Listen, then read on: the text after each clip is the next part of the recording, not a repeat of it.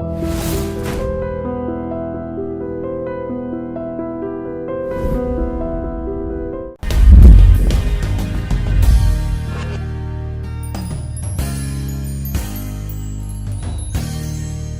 నడుస్తుంది practice? Practice అంటే litigation, గొడవలు, ప్రాబ్లమ్స్ ఎంత ఎక్కువగా ఉంటే లాయర్లకి అంత బ్రహ్మాండంగా ప్రాక్టీస్ ఉంటుంది.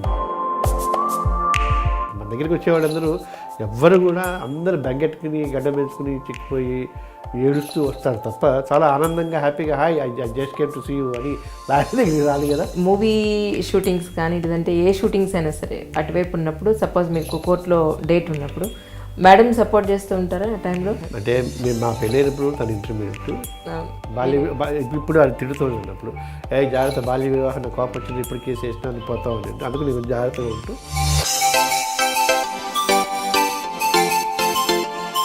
అడ్వకేట్స్లో ఎంతమంది కల్పరేట్స్ అయిపోయారు సార్ ఈ రోజున? చంద్రుడికే మర్చుంది, సమాజానికి మర్చలేకపోతుంది. మీరు ఇక్కడే పుట్టారు కాబట్టి అడుగుతున్నాను, అప్పట్లో ఇంత ఉధృతంగా ఉండేదండి తెలంగాణ ఉద్యమం? చచ్చిపోయారు 69లోనే చచ్చిపోయారు. అప్పుడు నిజంగా చచ్చారు? 1000 మందిలో అబద్ధంగా చచ్చారా?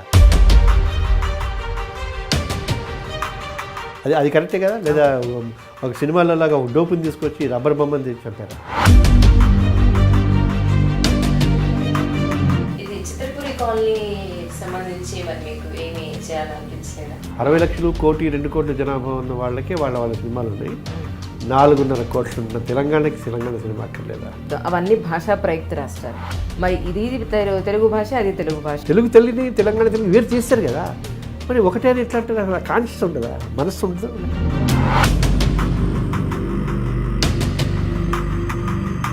మీ భార్య బాధితుల సంఘం ఎలా నడుస్తుంది? తప్పు 2 వైపులా ఉంటుంది. మగవాళ్ళు చేస్తుంటే ఆడవాళ్ళు చేస్తుంటారు.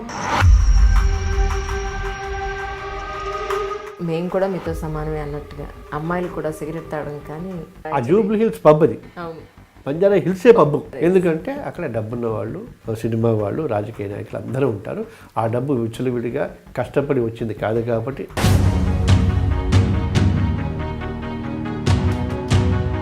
డ్రెస్ గురించి మాట్లాడాలనుకోండి, ఒకళ్ళు కాదు, ఫరూక్ అబ్దుల్లా నుంచి హెచ్దే దొర దగ్గర నుంచి మురళీమోహన్ దాకా మొన్న ఎవరో అన్నారు మళ్ళీ విరుచుకుపడి డ్రెస్సులు మంచిగా వేసుకోండి, ఎక్స్పోజింగ్ లేకుండా వేసుకోండి అని అంటే.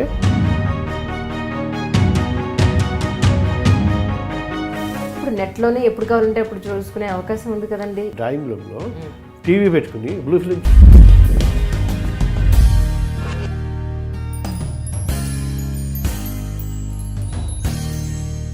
హాయ్ అండి, ఈనాటి దిల్సే విత్ మీ అంజలిలో నా గెస్ట్ ఎవరు అని అంటే సివిఎల్ నరసింహారావు గారు. మరి ఆయన ఎన్నో సంవత్సరాల నుంచి ఒక మంచి నటులుగా అలాగే అడ్వకేట్గా కూడా పనిచేస్తున్నారు. ఆయన జీవిత విశేషాలని ఆయన మాటల్లో తెలుసుకుందాం. సివిఎల్ సార్ నమస్కారం అండి. నమస్తే అమ్మా. ఎలా ఉన్నారు సార్? Fine, great. మిమ్మల్ని చూసిన వాళ్ళు మాత్రం ఇమ్మీడియట్గా మీరు అడ్వకేట్ని ఈజీగా గుర్తుపట్టేటట్టు, అందుకే పుస్తకాలన్నీ పెట్టేసుకున్నాను. ఏంటి సార్ ఎలా నడుస్తుంది ప్రాక్టీస్ ఇప్పుడు?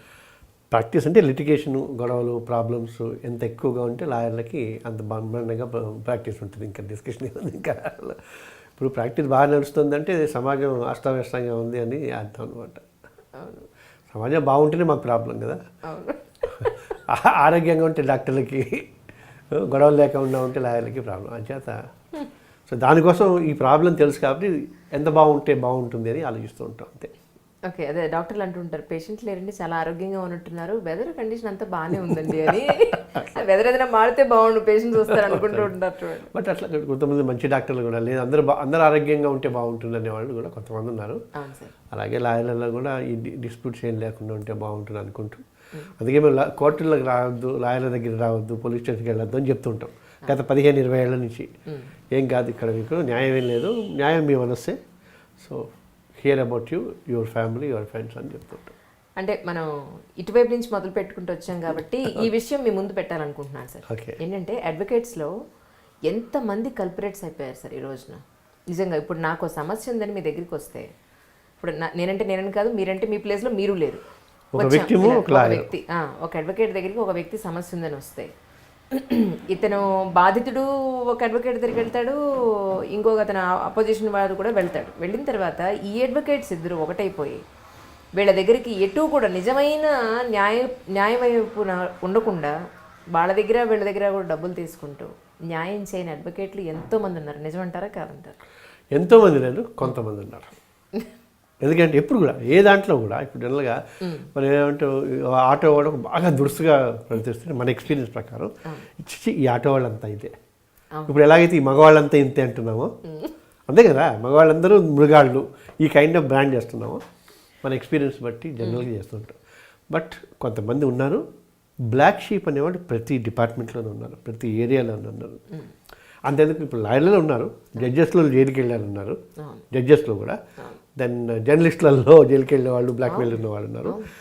బ్లాక్ షీప్ అనేవాడు సంఘం మచ్చ, చంద్రుడికే మచ్చ ఉంది, సో సమాజానికి మచ్చ లేకపోవటం. సో అందుకోసమే మేము ఏమంటున్నామంటే, నేను మీకు చెప్పాను, లీగల్ న్యూస్ ఛానల్ పెట్టి ఒక 6-7 ఏళ్ల నుంచి ఈ మీడియా వచ్చిన తర్వాత అది చెప్పడం, రక్ష అనే ఆర్గనైజేషన్ 20 ఏళ్ల క్రితం పెట్టి మీ హక్కు, మీ రైట్, మీరు న్యాయంగా ఉంటే మీకు ఖచ్చితంగా న్యాయం జరుగుతుందని చెప్తున్నాం.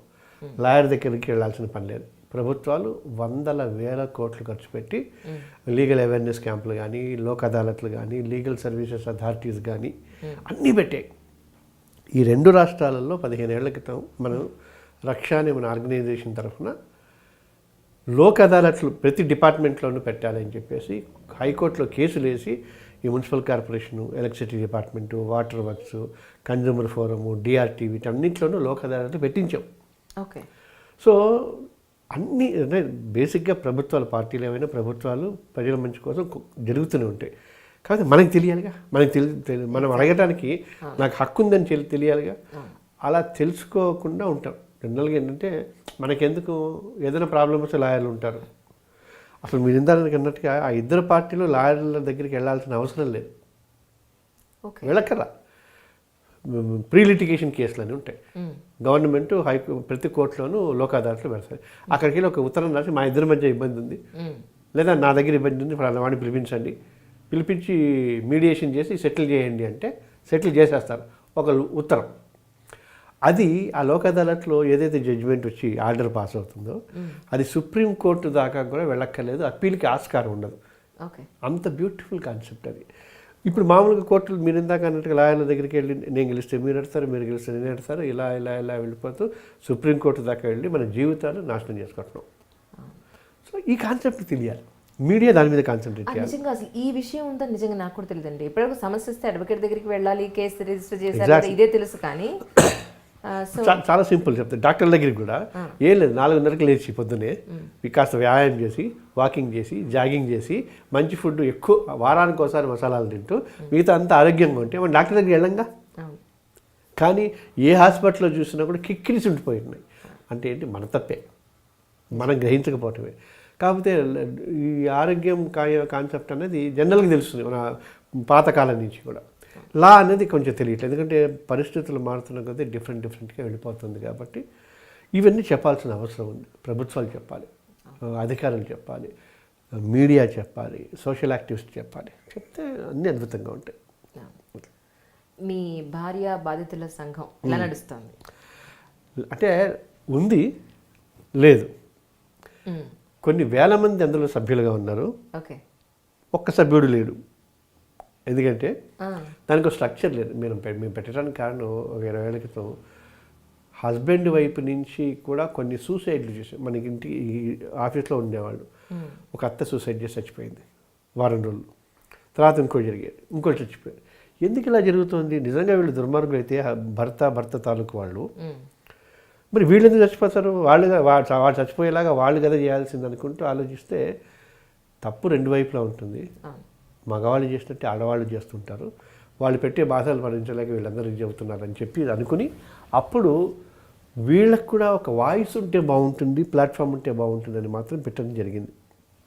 కొన్ని వేల మంది సార్ మేము అంతే సార్, మాకు ఇదే సార్ అనుకునేవాళ్ళు, కౌన్సిలింగ్ చేసేవాళ్ళు, కొన్ని జరిగేది. కానీ మరి ఇలా బాధ ఉందా బయటకు వచ్చి చెప్పు అంటే, సార్ ఇట్లా చెప్తాను సార్, స్టిగ్మా, ఎయిడ్స్ కంటే భయంకరమైన స్టిగ్మా అది, చెప్పరు. అందుకని భార్యావాది సంఘంలో సభ్యులు ఎవరన్నా ఉంటారంటే లేదు. సార్ మీరు ప్రెసిడెంట్ అంటే చాలామంది అంటే నేను ప్రెసిడెంట్ కాదు, ఫౌండర్ని. అప్పుడప్పుడు ధనరాజు, సునీల్ కుమార్ అని వాళ్ళు ఉన్నారు. వాళ్ళ ప్రాబ్లం సాల్వ్ అయిపోయిన తర్వాత వాళ్ళు పక్కకి వెళ్ళిపోతారు. ఇప్పుడు మిగతా వాళ్ళు కొత్తగా వాళ్ళు వచ్చినప్పుడు వాళ్ళకి సంఘం కంటే వాళ్ళ సమస్య ముఖ్యం. So they only come for the salvation of the problem. So అందుచేత ఉంది అంటే ఉంది, లేదు అంటే లేదు. నేను చాలా మందిని చూశాను సార్, హస్బెండ్ని గరిటెలు పెట్టో లేదా కవ్వం పెట్టో కొట్టేవాళ్ళు నిజంగా ఉన్నారు సమాజంలో. అంటే they don't want to come out, that is different. నాకు అర్థం కావట్లేదు, కొట్టడం హెరాస్ చేయటం మగవాడి హక్క? సో మీ ఉద్దేశ ప్రకారం అది ఆడవాళ్ళు హక్కు కూడా అంటారా?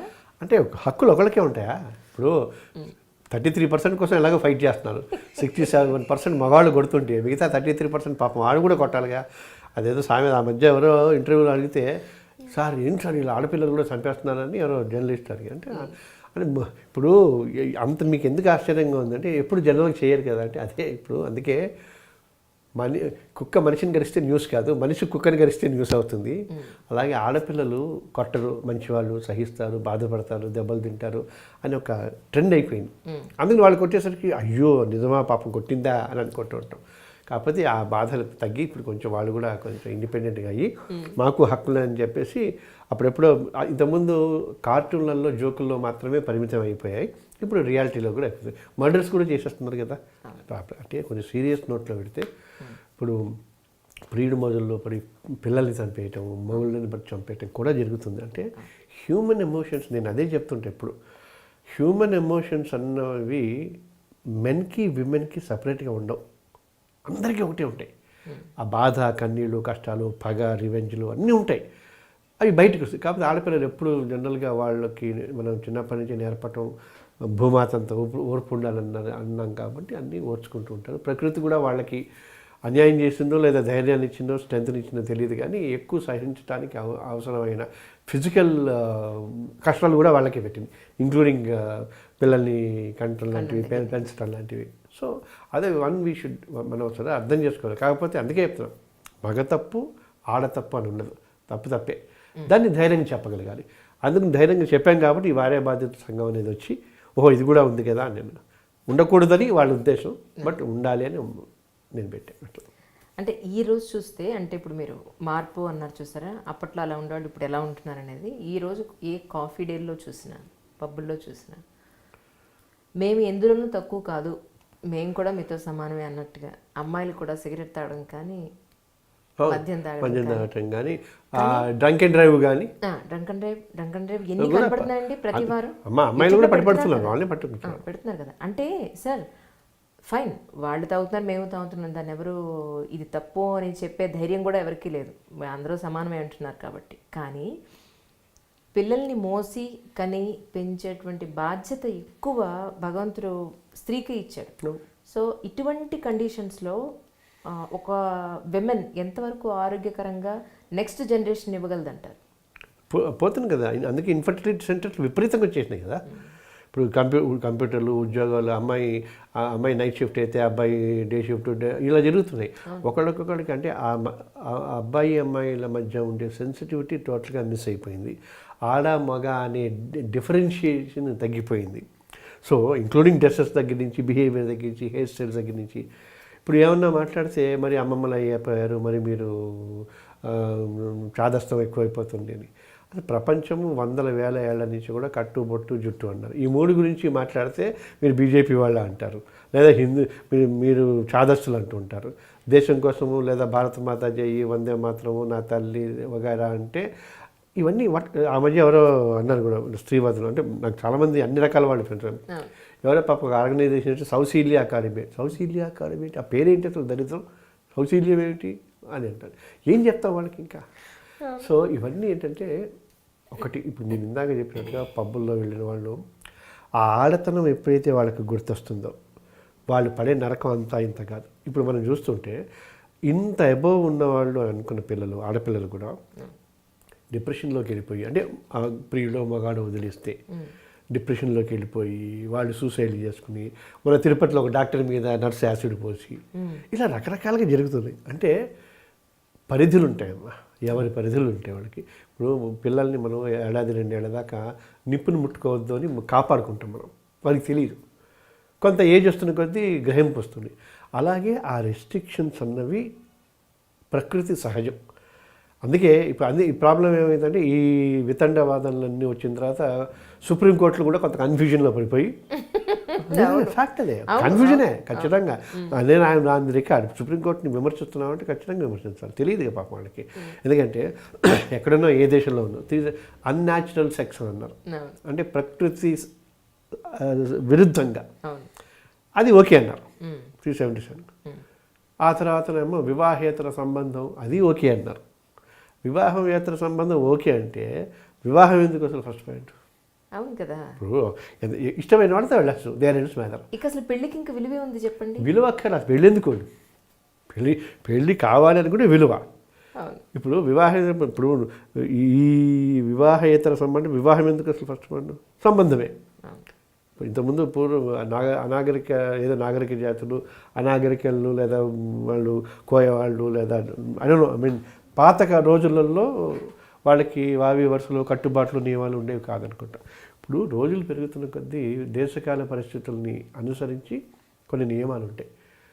ఇప్పుడు హెల్మెట్స్ ఇప్పుడు వచ్చాయి, ఎందుకంటే యాక్సిడెంట్లు ఎక్కువైపోతున్నాయి. హెల్మెట్స్ మనకి తెలిసి ఒక 25-30 ఏళ్ళ క్రితం లేవు అనుకుంటా బహుశా, ఎందుకంటే ఎవరి పద్ధతిలో వాళ్ళు వెళ్ళేవాళ్ళు, మెల్లిగే వెళ్ళేవాళ్ళు. ఇప్పుడు రోజు నితిన్ గడ్కరీ చూస్తున్నారు, 1,00,000 మంది యుద్ధంలో కంటే ఎక్కువ యాక్సిడెంట్లలో చచ్చిపోతున్నారంట. ఎక్కడ ఏది టచ్ చేస్తే మనకి బాధ ఉంటుంది. మీరు అన్నది మంచి పాయింట్. సొసైటీని నిలబెట్టాలంటే, సమాజాన్ని నిలబెట్టాలంటే ఆడది అని కూడా అనలేం, ఆడపిల్లే, ఆడవాళ్ళే, స్త్రీలే, వాళ్ళ చేతుల్లోనే మొత్తం ఉంది. లక్కీలీ ఫార్చునేట్లీ ఈ దేశం అంతా ఆడవాళ్ళ చేతుల్లోనే నడుస్తుంది. రక్షణ మంత్రి, విదేశాంగ శాఖ మంత్రి, విమన్ చైల్డ్ మంత్రి, అందరూ బాగుంది. బట్ వాళ్ళు ఉన్నారు కాబట్టి కనీసం చెప్పండి, ఎందుకు అట్లా వాళ్ళు ఉన్నారు కాబట్టి కనీసం లంచాలు లేవు.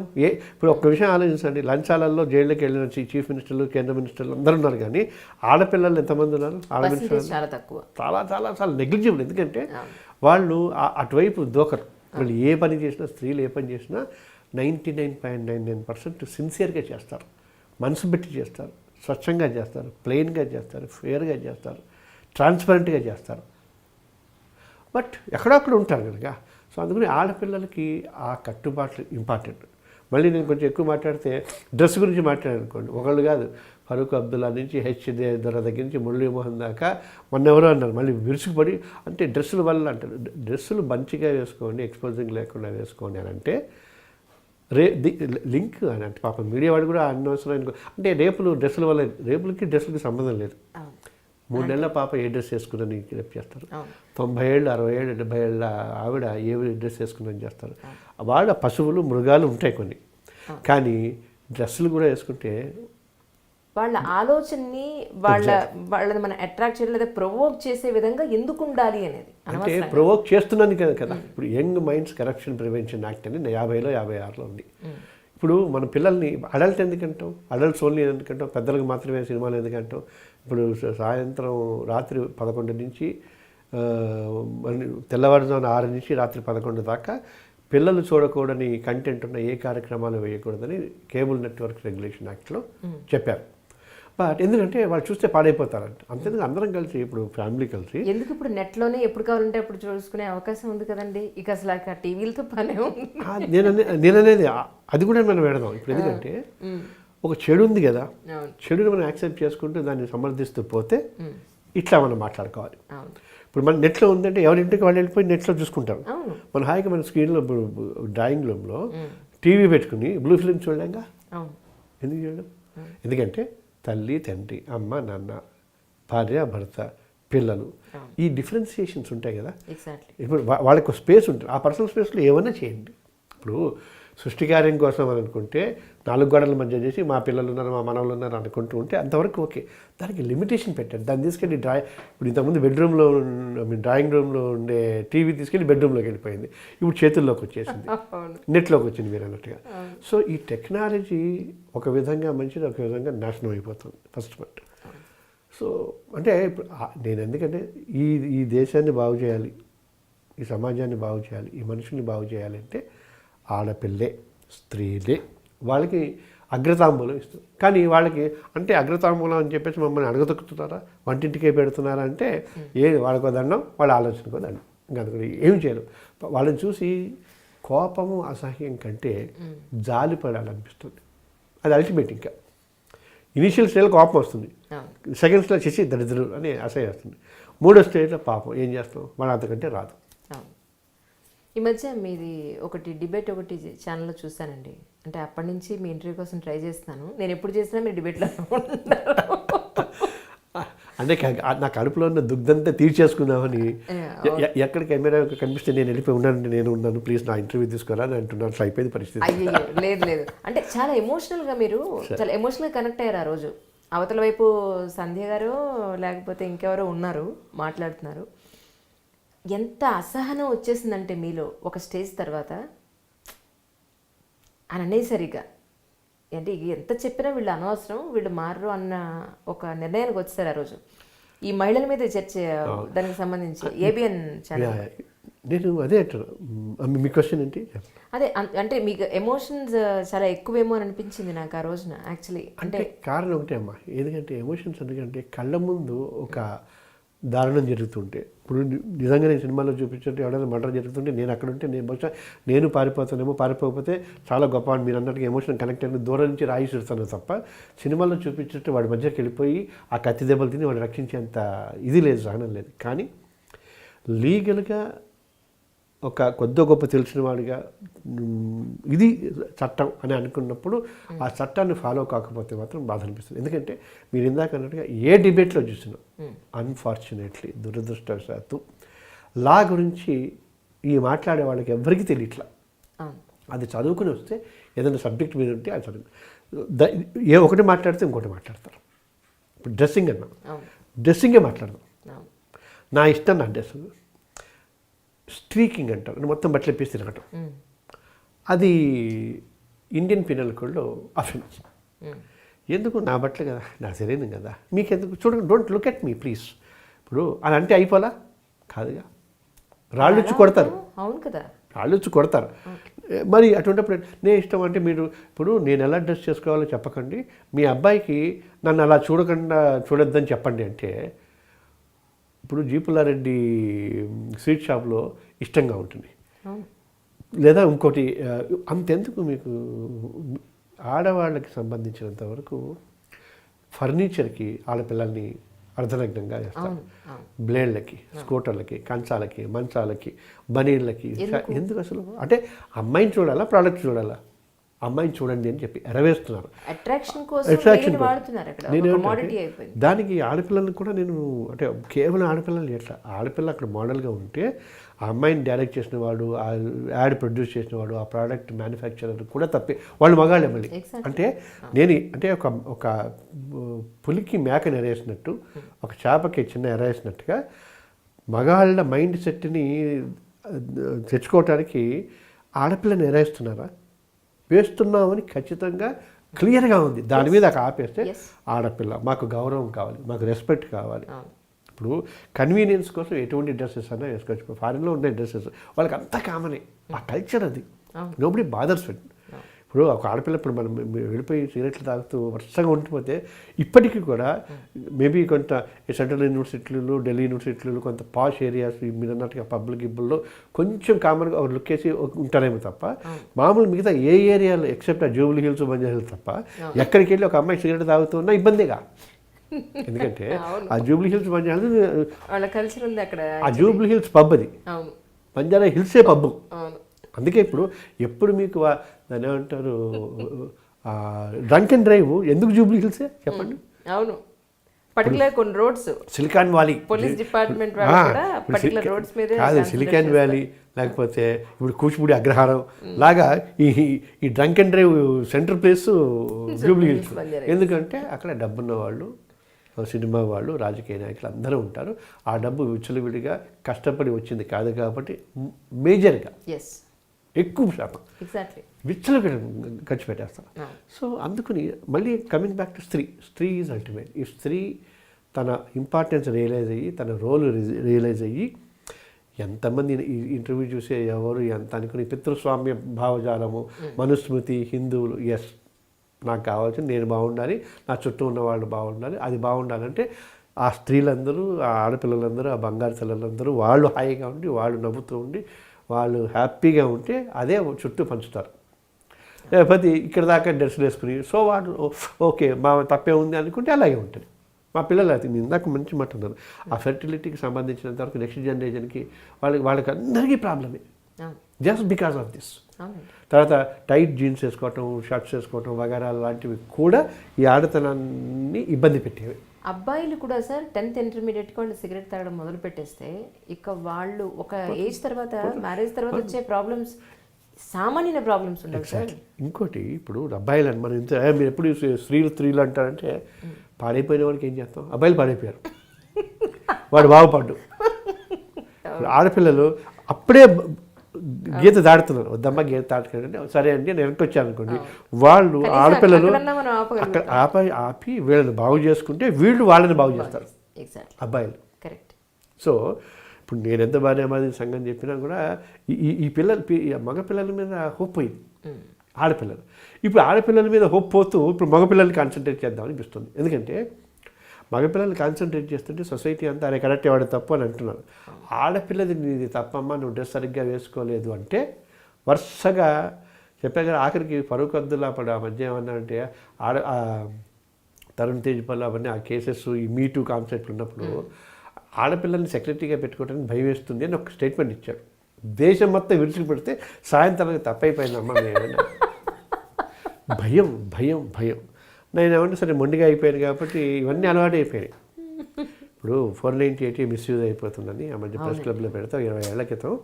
ఆ జస్టిస్ రమేష్ మాధవ్ బాపట్టు ఐపీఎస్లు వాళ్ళందరూ వస్తే నలుగురు వచ్చి జై జై అనుకుంటూ ఆపాలి బ్యానర్ తీయాలి అంటారు. బ్యానర్ తీస్తే కానీ మీరు కూడా వచ్చి మాట్లాడే స్టేజ్ మీద నో పెద్ద గొడవ అన్నాను. ఆ తర్వాత నెక్స్ట్ డే క్రానికల్లో కూడా వచ్చింది. అమ్మా మీకు నోళ్ళు తప్ప చెవులు ఉండవా అని కూడా చెప్పా. మీరు చెవులు ఉండి నేను చెప్పింది వింటే come on to dash take the mic let us discuss. ఏది తప్పు ఏది తప్పు. ఇప్పుడు బొమ్మ బర్సు ఉంటుందిగా రెండు వైపులా, షోలేలాగా రెండు వైపులా ఒకటే బొమ్మ ఉండదు. వీళ్ళ కళ్ళకి మాత్రం బొమ్మే కనిపిస్తుంది. కర్మది. అండ్ ఆడపిల్లల్ని రక్షించడానికి ఉద్దేశించబడ్డ ఏ చట్టం గురించి అవగాహన లేదు. మళ్ళీ ఏదైనా మాట్లాడితే ఏమంటారంటే మేము ఇంత కష్టపడ్డాం కాబట్టి చట్టం వచ్చింది. కరెక్ట్. వాళ్ళు బాగా ఉద్యమాలు చేసి కష్టపడి చేస్తే ఆ మంచి చట్టం వచ్చింది. చట్టం వచ్చింది కదా, మా పని అయిపోయింది. డొమెస్టిక్ వైలెన్స్ యాక్ట్ గృహహింస అని చెప్పి చేస్తే దాన్ని 3 రోజుల్లో రిలీఫ్ కావాలి, 90 రోజులు 60 రోజులు కంప్లీట్ కావాలంటే 600 రోజులు 2000 రోజులు 3000 రోజులు ఎవరు పట్టించుకోండి. డౌరీ ప్రొహిబిషన్ యాక్ట్లో డౌరీ ఇవ్వటం నేరం కదా, ఎవరు చెప్పారు? ఏం కాదు, అందరూ కాగితాల్లో ఉంటుంది. మేము ఈరోజు కూడా నేను ఇవాళ కూడా ఇవాళ ఇంటర్వ్యూ కదా, బహుశా రేపు ఎల్లుండి వచ్చింది అనుకోండి, అవతల ఎల్లుండి ఒక కేసు వస్తుంది 498లో. నేను 10 లక్షల కట్నం ఇచ్చి తిని మా ఆయన తర్వాత ఇంకా ఎక్కువ కట్నం హెరాస్ చేశానంటే వాడు తీసుకుంటాడు. ఇవ్వలేదంటే నేను తీసుకెళ్ళి అరెస్ట్ చేస్తారు ఈ మొత్తం ఫ్యామిలీ మెంబర్స్ని. నేను ఇచ్చానన్నాను కాబట్టి అమ్మాయిని నేను టచ్ చేయను. ఇవ్వటం నేరం అయినప్పుడు అమ్మాయి ఫ్యామిలీ మెంబర్స్ కూడా అరెస్ట్ చేయాలి కదా, ఎందుకు చేయరు? న్యాయం ఈక్వల్గా లేదు, కేవలం ఆడపిల్లల వైపే ఉంది. అన్ని చట్టాలు బాగానే ఉన్నాయి. వీళ్ళు పోలీసులు, కోర్టులు, అధికారులు, ఈ సంఘాలు అన్నీ మాత్రము ఆడపిల్లల వైపు మాత్రం కట్ చేస్తారు. ఇప్పుడు వాడు నన్ను ప్రేమించాడు, పెళ్లి చేసుకుంటాను, మోసం చేశాడు అని కేసు పెడితే 420 కేసు పెట్టేస్తారు. అదే మగాడు అమ్మాయి నన్ను ప్రేమించి నన్ను తిరుగుతుంది, ఇప్పుడు వేరే పెళ్లి చేసుకుంటాను అంటే అమ్మాయి మీద కేసు పెడతారా? మళ్ళీ వీడి మీద కేసు పెడతారు, అమ్మాయిని ఇబ్బంది పెడుతున్నావు అని. ఈ అదవరికి అందుకే నేను అన్న పిల్లలు పాడైపోయారు వేస్ట్. ఎందుకంటే ఆ అమ్మాయి ఇంకోటి ఏంటి, పెళ్లి చేసుకుంటానే మాయ మాటలు చెప్పి మోసం చేశాడు, కడుపు చేశాడు, ఇదిగో 3 నెలల పాప అని ఆ పాపతోటి వాడి ఇంటి ముందు మౌన పోరాటం చేస్తే అన్ని సంఘాలు పెడతాయి. అమ్మా ప్రేమించటం తప్పు కాదు, పెళ్ళికి ముందు పడుకోవటం మాత్రం తప్పు అని ఎందుకు చెప్పరు? ధైర్యంగా ఎందుకు చెప్పారు? యూ డిడ్ ఏ మిస్టేక్ అని ఎందుకంటారు? అది వన్ సైడే కాదు. ఇప్పుడు నేను అనేది చట్టం ఇది తప్పే, దేర్ ఇస్ నో క్వశ్చన్, ఖచ్చితంగా తప్పు. ఇప్పుడు మగాళ్ళని ఎందుకు నేను వదిలేశానంటే వాళ్ళు చేయి దాటిపోయారు. యాసిడ్లు పోస్తున్నారు, చంపేస్తున్నారు, ఇంకోటి చేస్తున్నారు, నరికేస్తున్నారు, రోజు 2-3 రోజుల కోసం చూస్తాం. ఎంత దారుణం! ఇంకా వాడికి ఏం చెప్పాలి? వాడికి ఇప్పుడు నేను ఒక తప్పు చేస్తే దాన్ని డిఫెండ్ చేయను. ఇప్పుడు కాదు మీరు డ్రెస్సులు వేసుకున్నావు కాబట్టి నరికాడు, నువ్వు ప్రేమించి తిరిగావు కాబట్టి 4 రోజులు తిరిగాడు అనకూడదు. అలా తప్పదు. ఏది చేసినా నువ్వు ఒక సాటి మనిషి. క్రూయల్టీ అగెన్స్ట్ యానిమల్స్ అనే చట్టం ఉంది. అంటే కుక్కల్ని హింసించకూడదు, ఆ గేదెలని వాటి మీద ఎక్కువ బరువు పెట్టకూడదు. అటువంటిది సాటి మనిషి అయిన ఆ స్త్రీని నువ్వు ఎట్లా హెరాస్ చేస్తావు, ఫిజికల్గా ఎట్లా కొడతావు, నరుకుతావు, యాసిడ్ పోస్తావు, అన్యాయం కదా. ఇప్పుడు మగాడై పుట్టినందుకు సిగ్గుపడాల్సిన పరిస్థితిలో అన్ని దారుణాలు జరుగుతున్నాయి. బట్ దాని గురించే మాట్లాడండి, ఇది కాదు అంటే ఏం చెప్తాం మనం ఇప్పుడు? ఇప్పుడు నేను మీతో ఇంటర్వ్యూ చేసేటప్పుడు నేను నా కష్టాలు, నా బాధ, నా ఎక్స్పీరియన్స్ నేను చెప్పాలి. కానీ ఇప్పుడు కమల్ హాసన్, కే విశ్వనాథ్ ప్లస్ అంటే నేను వాళ్ళ దగ్గరికి వెళ్ళి ఇంటర్వ్యూ తీసుకుంటాను సార్, వాళ్ళ గురించి మీరెందుకు, మీ గురించి చెప్పండి అంటాం కదా. అలాగా ఏ టాపిక్ అయితే ఆ టాపిక్ చెప్పాలి. ఆడపిల్ల తప్పే, నిర్దాక్షిణ్యంగా తప్పే. ఇప్పుడు మీరు చదువుకోండి, వ్యక్తిత్వం పెంచుకోండి, మీ హెల్త్ పెంచుకోండి, అమ్మ నాన్నలు చూసిన పెళ్ళిళ్ళు చేసుకోండి. లేదు మీకు నచ్చిన వాళ్ళు ఉంటే వాళ్ళకి ధైర్యంగా అమ్మ నాన్నలకు చెప్పండి. లేదా కొంతమంది మూర్ఖులుండి చంపేస్తాం, పరువు హత్యలు లాంటివి అంటే, నాన్న నీకు అమ్మ మీ ఇద్దరికి ఒక అవకాశం ఇచ్చాం, మేము ఇండిపెండెంట్, నేను నచ్చాను, నేను వెళ్ళిపోతున్నా అని రిజిస్టర్ మ్యారేజ్ చేసుకోండి. అన్నీ ఓకే, బట్ ధైర్యంగా చేయండి. తప్పు లేదుగా, తప్పు చేయట్లేదు కదా మీరు. మీ ఇద్దరు పిల్లలు పెళ్ళిళ్ళప్పుడు మీరు ఎలాంటి రిస్ట్రిక్షన్స్ ఇచ్చారు వాళ్ళకి? రిస్ట్రిక్షన్స్ ఏమి ఎందుకంటే ఎలా అంటే ఎలా అంటే నేను ఇప్పుడు నాకు మా ఫ్యామిలీకి అదే చెప్తాను, నా చుట్టుపక్కల వాళ్ళు నీకు ఏది ఆనందం ఇస్తే చేసేట, నీకు ఏది హ్యాపీనెస్ అంటే. మా అమ్మాయి వచ్చింది, వచ్చి మా ఆవిడకి చెప్పింది ముందు, నేను పలానా కుర్రాన్ని ప్రేమించాను. ఏ ఏజ్లో అండి అమ్మాయి చెప్పింది? అదే బీటెక్ అయిపోయింది అనుకుంటా, ఫైనల్ ఇయర్ అయిపోతుందంటే సరే ఏంటంటే తనకి ఇష్టమైందా, ఓకేనా, బాగుంటుందా, ఫ్యూచర్లో బాగుంటుంది, తనకి నీకు ఇష్టమా, కాన్ఫిడెన్సా, ఓకే చేసేసుకుంటాం. అదృష్టవశాత్తు చాలా హ్యాపీగా ఉంది వాళ్ళిద్దరు. ఇప్పుడు కూడా తల్లిదండ్రులు ఎట్లుంటారు, పిల్లలు హ్యాపీగా ఉంటే వీళ్ళు హ్యాపీగా ఉంటారు, పిల్లలు బాధపడితే వీళ్ళు బాధపడతారు, అంతకు తప్ప ఏమీ ఉండదు. ఇప్పుడు చాలా తక్కువ విషయాల్లో ఎక్కడో అక్కడ చిన్న ఇది ఉంటుంది కాబట్టి పేరెంట్స్ ఇబ్బంది పడతారు. కానీ వాళ్ళిద్దరూ చాలా ఆనందంగా ఉండి అద్భుతంగా ఎంజాయ్ చేస్తుంటే, అదే తప్పు తెలుసుకుని నాన్న తప్పు చేసిన అమ్మాయి వస్తుందా, లేదా వాడు అబ్బాయి వస్తాడా, నేను వెళ్ళిపోదామని అనుకుంటారు తప్ప, వాళ్ళు బాధపడుతూ ఉంటే నేను చెప్పిన మాట లేదని కసి పెంచుకుంటారు. మీరు ఏ ఇష్యూలో ఉండండి, పరువు హత్యలలో. కాకపోతే ఆ పరువు హత్యలు తీసిన ఇష్యూలలో మాత్రం మూర్ఖత్వం టు ది పేరెంట్స్. ఇప్పుడు మనం చేసిన సంబంధాలు బాగుంటాయా, ఉండవు. సో అట్లా అమ్మాయి ఏమో ప్రేమ వివాహం, మావాడు మేము చూసిందే, బట్ ప్రేమించిన తర్వాత పెళ్లి చేసుకున్నాడు. ఇది ఎక్కడ అని అనుకున్నాను. వాడికి కుక్కలంటే ఎక్కువ ఇష్టం, కుక్కల పిల్లలు. అమ్మాయిని సంబంధం కోసం కూర్చొని మాట్లాడమంటే హోటల్లో వెళ్ళి కూర్చుని ముందు నేను ఐ లవ్ పెట్స్, మీకు ఇష్టం అంటే కూర్చుంటాను, లేకపోతే వెళ్ళిపోతాను అన్నట్టు వీడు. ఆ తర్వాత తెలిసింది పెళ్లి మా గారు ఆయన ఇట్లా అంటాడు ఏంటంటే, అదే అమ్మ వాడికి క్లియర్ చెప్పాడు. అలాగే ఆ అమ్మాయి కూడా చాలా ఇష్టం. Both of them are very happy. ఎందుకంటే ఇంకొకటి, పేరెంట్స్ చేసిన కొద్ది గొప్ప మంచి పనులు పిల్లల త్రూ రిఫ్లెక్ట్ అవుతాయి. మీరు అబ్జర్వ్ చేయండి, బాగా సక్సెస్ఫుల్ అయ్యి అన్యాయాలు చేసి, దోపిడీలు చేసి, దారుణాలు చేసిన చాలామంది పిల్లలు అర్ధాంతరంగా యాక్సిడెంట్స్లలో పోవటము, వాళ్ళ ఫ్యామిలీస్ ఇబ్బందుల్లో పట్టడం ఉంటే, అంటే ఉసురు తగులుతుంది అంటారు కదా, ఆ టైప్లో. ఎందుకంటే దువా మిల్తి అంటారు, బ్లెస్సింగ్స్ ఉంటాయని అంటారు. ఖచ్చితంగా ఉంటాయి. You should believe it. In fact అంటే మనకి నరనరాల్లో జీర్ణించిపోయింది. పక్కవాడికి అంత అన్నం పెట్టి వాడి కళ్ళలో ఆనందం చూడగలిగిన జీవితాలు ఉన్న కాన్సెప్ట్ మనవి. ఎంత బాగుంటుంది అది. బలభద్రపాత్రుని రమణి గారు అది ఒక మూవీకి సంబంధించి డైలాగ్ కూడా, ఆ డైలాగ్ మీకు అది చాలా ఇష్టం కూడా నేను చెప్పాను, విన్నాను. అది పిట్టకింత ధాన్యం, పశువుకింత గ్రాసం, మనిషికింత సాయం అని. ఇంట్రెస్టింగ్లీ ఆ సినిమాలో నేను కూడా యాక్ట్ చేశాను. అందరి బంధువు నేను యాక్ట్ చేశాను. అంతకంటే అది మొత్తం లైఫ్ అంతా చెప్పింది. అమ్మాయి సొంతంగా రాసిందో, సారీ రమణి, సొంతంగా రాసిందో కాపీ కొట్టి వచ్చిందో తెలియదు, కానీ అద్భుతం మొత్తం. అంటే జీవిత సారాంశం అంతా ఆ 3 మొక్కలు చెప్పింది. మా దగ్గర ఇప్పుడు నాకు మొక్కలంటే చాలా ఇష్టం. పైన ఒక 200-300 పాట్లలో అన్నీ పెట్టేవాడిని. బోల్డ్ని పెట్లు వస్తాయి పొద్దున పూట. నేల అంతా చేసి ఆ తర్వాత నేలకి వెళ్ళి చెట్లన్నీ పెట్టాను. అద్భుతంగా ఉంటాయి చెట్లు. And we named it as a green therapy. ఆ గ్రీన్ థెరపీలో మీరు మొక్కలతో మాట్లాడటం అనేది ఎప్పుడు జగదీష్ చంద్రబోస్ మనం చిన్నప్పుడు చదువుకున్నాం. ఆ జగదీష్ చంద్రబోస్ అనుకుంటా. మొక్కలు కూడా ప్రాణం ఉంటుంది, వాడిపోతే ఎగిడిపోతుంది. నేను ఎక్స్పీరియన్స్ చేశాను. స్ట్రెస్ బస్టర్స్ అవన్నీ. ఎంత టెన్షన్లో ఉండి నన్ను అడిగితే, అసలు చచ్చిపోదాం అనుకుని సూసైడ్ చేసుకుందాం అనుకునే వాడికి మందుకి పెడితే ఒక మంచి మొక్క తీసుకెళ్ళి you see that plant for about 5 minutes అనండి, మానేస్తారు 100%. ఖచ్చితంగా. అండ్ డిప్రెషన్లో ఉండి ఏంటి అసలు కెరీర్ బాగాలేదు, ఇంకోటి బాగాలేదు, అది బాగాలేదు అనుకున్నప్పుడు, మా బాస్ జీతం పెంచలేదని మీరు అనుకుంటున్నప్పుడు ఏదైనా 4 మొక్కల దగ్గరికి వెళ్ళిపోయి వాటితో కూర్చుని ఎండిపోయినవి ఉంటే తీసి కొంచెం ఆ మట్టి అంతా కిలికి చూసి జస్ట్ కాన్సన్ట్రేట్ ఉంది, కొంత స్ప్రే వాటర్ చేసి అద్భుతంగా ఉంటుంది, మళ్ళీ ఫ్రెష్ అయిపోతుంది. And I prove it. Maybe కొన్ని విజువల్స్ కూడా పంపుతాను, అవసరమైతే ఈ విజువల్ దీంట్లో కూడా వేయచ్చు, ఎందుకంటే that is going to happen. And అదొకటి నేను బాగా బిలీవ్ చేస్తాను. అదే ఎందుకంటే అమ్మాయి రమణి మొక్క కింద ఎరువు అని కూడా అందులో యాడ్ చేయొచ్చు బహుశా ఆ డైలాగ్లో. పిట్టకి, పశువుకి, మనిషికి అంది, మొక్కల్ని మాత్రం మర్చిపోయింది. మేబీ ఆ ప్రాసెస్తో పాటు తను కూడా ఇది కూడా యాడ్ చేస్తే, మొక్కలకు కూడా చేస్తే ఇప్పుడు ఈ ఆర్గానిక్ పిచ్చి పడిపోయింది అందరికీ. అవునండి. అంటే ఫస్ట్ నుంచి కూడా అంటే నాటకాలు, రేడియో, సినిమాలు ఇలా మీ ప్రహసనం గురించి మనం మాట్లాడుకుంటే పెద్దగా యాక్టింగ్కి మీరు ఇంపార్టెన్స్ ఇచ్చినట్టు లేదనుకోవచ్చు అంటారా? ఇవి ఇంటర్వ్యూ జరుగుతుంది, ఇవి చిలకే చేస్తారా? చేస్తారు కదా. అంటే యాక్టింగ్ ఇంపార్టెన్స్ నేను చాలా సెలెక్టివ్గా తీసుకుంటాను అది అనుకోవట్లేదు.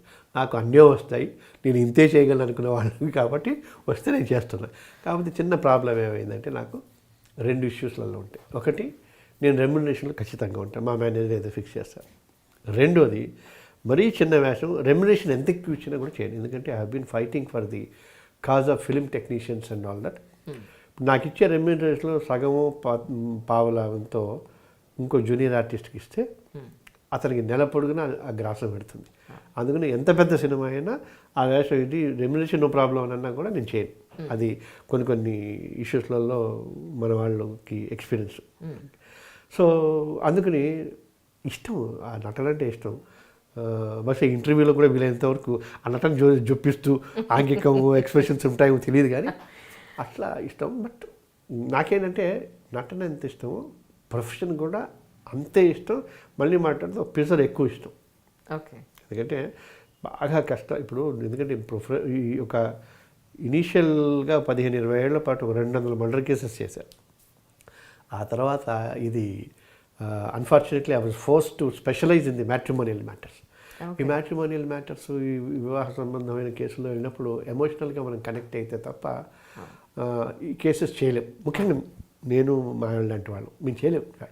అందుకని కనెక్ట్ అవ్వటంతో అతృప్తి ఇంకా ఎక్కువ ఉంటుంది. కొన్ని జీవితాల్లోని నిలబెట్టిన వాళ్ళం అవుతూ ఉంటాం అట్లా.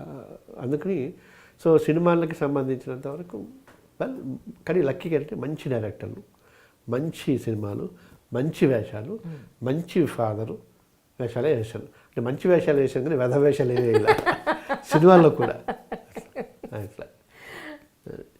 సో సినిమాల్లో అది నాటకాలు ఎక్కువగా 5వ క్లాస్ నుంచి నాటకాలు వేయటం మొదలెట్టాను.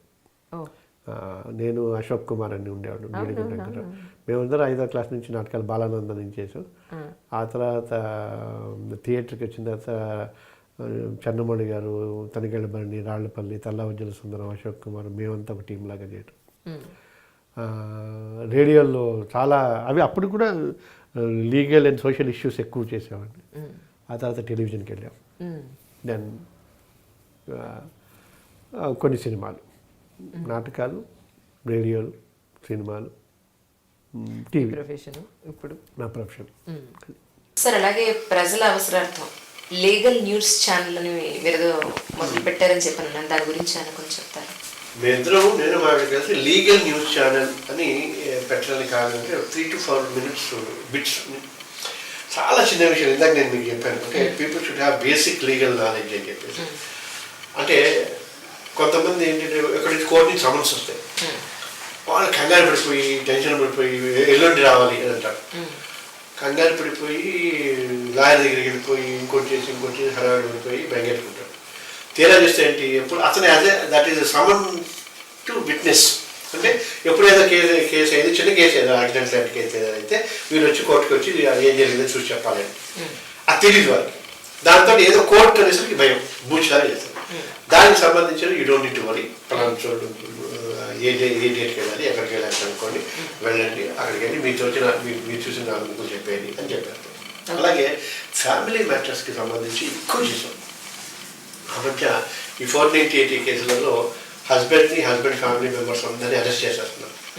అందుకు కొన్ని సుప్రీంకోర్టు కొన్ని కోర్టులలో క్లియర్గా చెప్పిందంటే అరెస్ట్ చేయకూడదు, అరెస్ట్ చేసే ముందు కొన్ని రూల్స్ రెగ్యులేషన్స్ పాటించాలి, తర్వాత నోటీస్ ఇవ్వాలి, కౌన్సిలింగ్ చేయాలి, మీడియేషన్ చేయాలి, దాని యాక్ట్ ప్రకారంగా మ్యారేజెస్ ఇన్స్టిట్యూషన్ ఆఫ్ మ్యారేజ్ని ప్రొటెక్ట్ చేయాలి అని ఇట్లా రకరకాలుగా ఉన్నాయి. ప్రతి దాని మీద ఒక 3-4 నిమిషాలు చెప్తాం. This channel is more popular అంటే ఇండియాలో కాకుండా యూఎస్, యూకే, ఆస్ట్రేలియా, కెనడా ఈ 4 దేశాల్లో కూడా బాగా పాపులర్. లక్కీగా అందులో చూసిన వాళ్ళు చూసి మా దగ్గర చూసేవాళ్ళు ఒక 5-10% ఉన్నా చాలా మటుకు ఏం చేస్తామంటే మేము చూసాం సార్, చూసిన తర్వాత ఇలా అనుకున్నాం, మేము డిస్కస్ చేసాం, దాని ప్రకారంగా మేము we are able to get justice అని అంటున్నాం. ఇంకోటి ఏంటంటే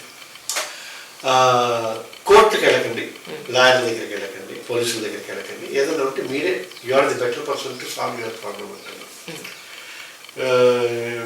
in fact madam specialized in the counselling and mediation and all that. She says that premarital counselling కావాలి అండ్ ప్రీ మ్యారిటల్ అగ్రిమెంట్స్ కావాలి.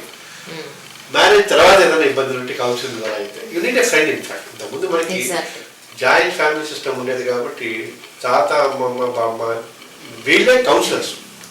ఇప్పుడు వీళ్ళిద్దరే కదా లింక్ బట్టి, ఎందుకంటే నేను నా మగుడు ఇంకెవరు అక్కర్లేదు ఆ కాన్సెప్ట్లో ఉన్నారు కాబట్టి వాళ్ళకి కౌన్సిల్ కావాలి అని దాని మీద బాగా ఫోకస్ చేస్తారు. In fact media I'm also totally we are also totally disappointed. Media ఎక్కువ ఫోకస్ చేస్తుంటే రెగ్యులర్ మీడియా యూట్యూబ్ ఛానల్స్ కాకుండా రెగ్యులర్గా ప్రతిరోజు ఒక 5 నిమిషాలు 10 నిమిషాలు చేస్తే బాగుండేది, ఎక్కువ అవేర్నెస్ వచ్చేది. ఇంకా కోర్టులు అంటే భయం పోలా, పోలీసులు అంటే భయం పోలా.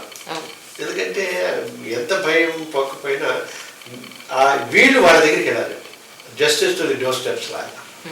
మాకు వీలైనంత వరకు చేస్తా ఉన్నాం. ఇట్స్ గివింగ్ వండర్ఫుల్ చేసి ఇంకొంచెం ప్రొఫెషనల్గా మీలాగా ఇంకొంచెం టెక్నికల్ సపోర్టు స్టాఫ్ని పెట్టుకుని ఎక్కువ జనాల్లోకి వెళ్తే ఖచ్చితంగా we're going to make it. Maybe first time now I'm revealing it. We're Raksha తరఫున మా లీగల్ న్యూస్ ఛానల్ తరఫున పబ్లిక్ ట్రయల్ అని మేము స్టార్ట్ చేస్తున్నాం. పబ్లిక్ ట్రయల్, జ్యూరీ ఉంటుంది, ఇంకోటి ఉంటుంది, ఖచ్చితంగా జస్టిస్ ఉంటుంది. దానివల్ల సంవత్సరాలు డికేట్స్ డిలేకి ఆస్కారం ఉండదు. ఇదేం కొత్త పాయింట్ ఏం కాదు. Legal services authority, Lok Adalat, ప్రజా న్యాయపీఠం అని మేము ఏదైతే ఓన్లీ త్రూ జ్యుడిషియరీ గవర్నమెంట్ ద్వారా చేయాలని నిర్ణయాలు చేసాం. ఇప్పుడు వాళ్ళకి సాయంగా మేమే చేద్దామని మేబీ వాళ్ళు కనుక రియాక్ట్ అయితే ఇంకొంచెం బెటర్. మీలాంటి మీడియా వాళ్ళు కూడా పార్ట్నర్స్ లాగా అయితే అద్భుతంగా సొసైటీకి ఇంకొంచెం మంచి చేయాలి. అంటే మీరు ఎక్కువ సోషల్ వెల్ఫేర్కి సంబంధించిన పనులు ఎక్కువ చేస్తూ ఉంటారని విన్నాము. ఆ ప్యాషన్ ఏంటి? అంటే ఏమైపోయింది, పేపర్లలో లా చదివినప్పటికీ 40 ఏళ్ళు ప్రాక్టీస్. లా చదివినప్పటి నుంచి కూడా ఎక్కడ ఏ ప్రాబ్లం ఉన్నా ఈ ప్రాబ్లం ఉండకూడదు, దీనికి సొల్యూషన్ ఉంది. In fact you name any problem. అంటే నాకు ఈ బాధ కలిగింది, ఈ కష్టం కలిగింది, ఈ ఇబ్బంది కలిగింది అని చెప్పండి, దానికి ఒక చట్టం ఉంది.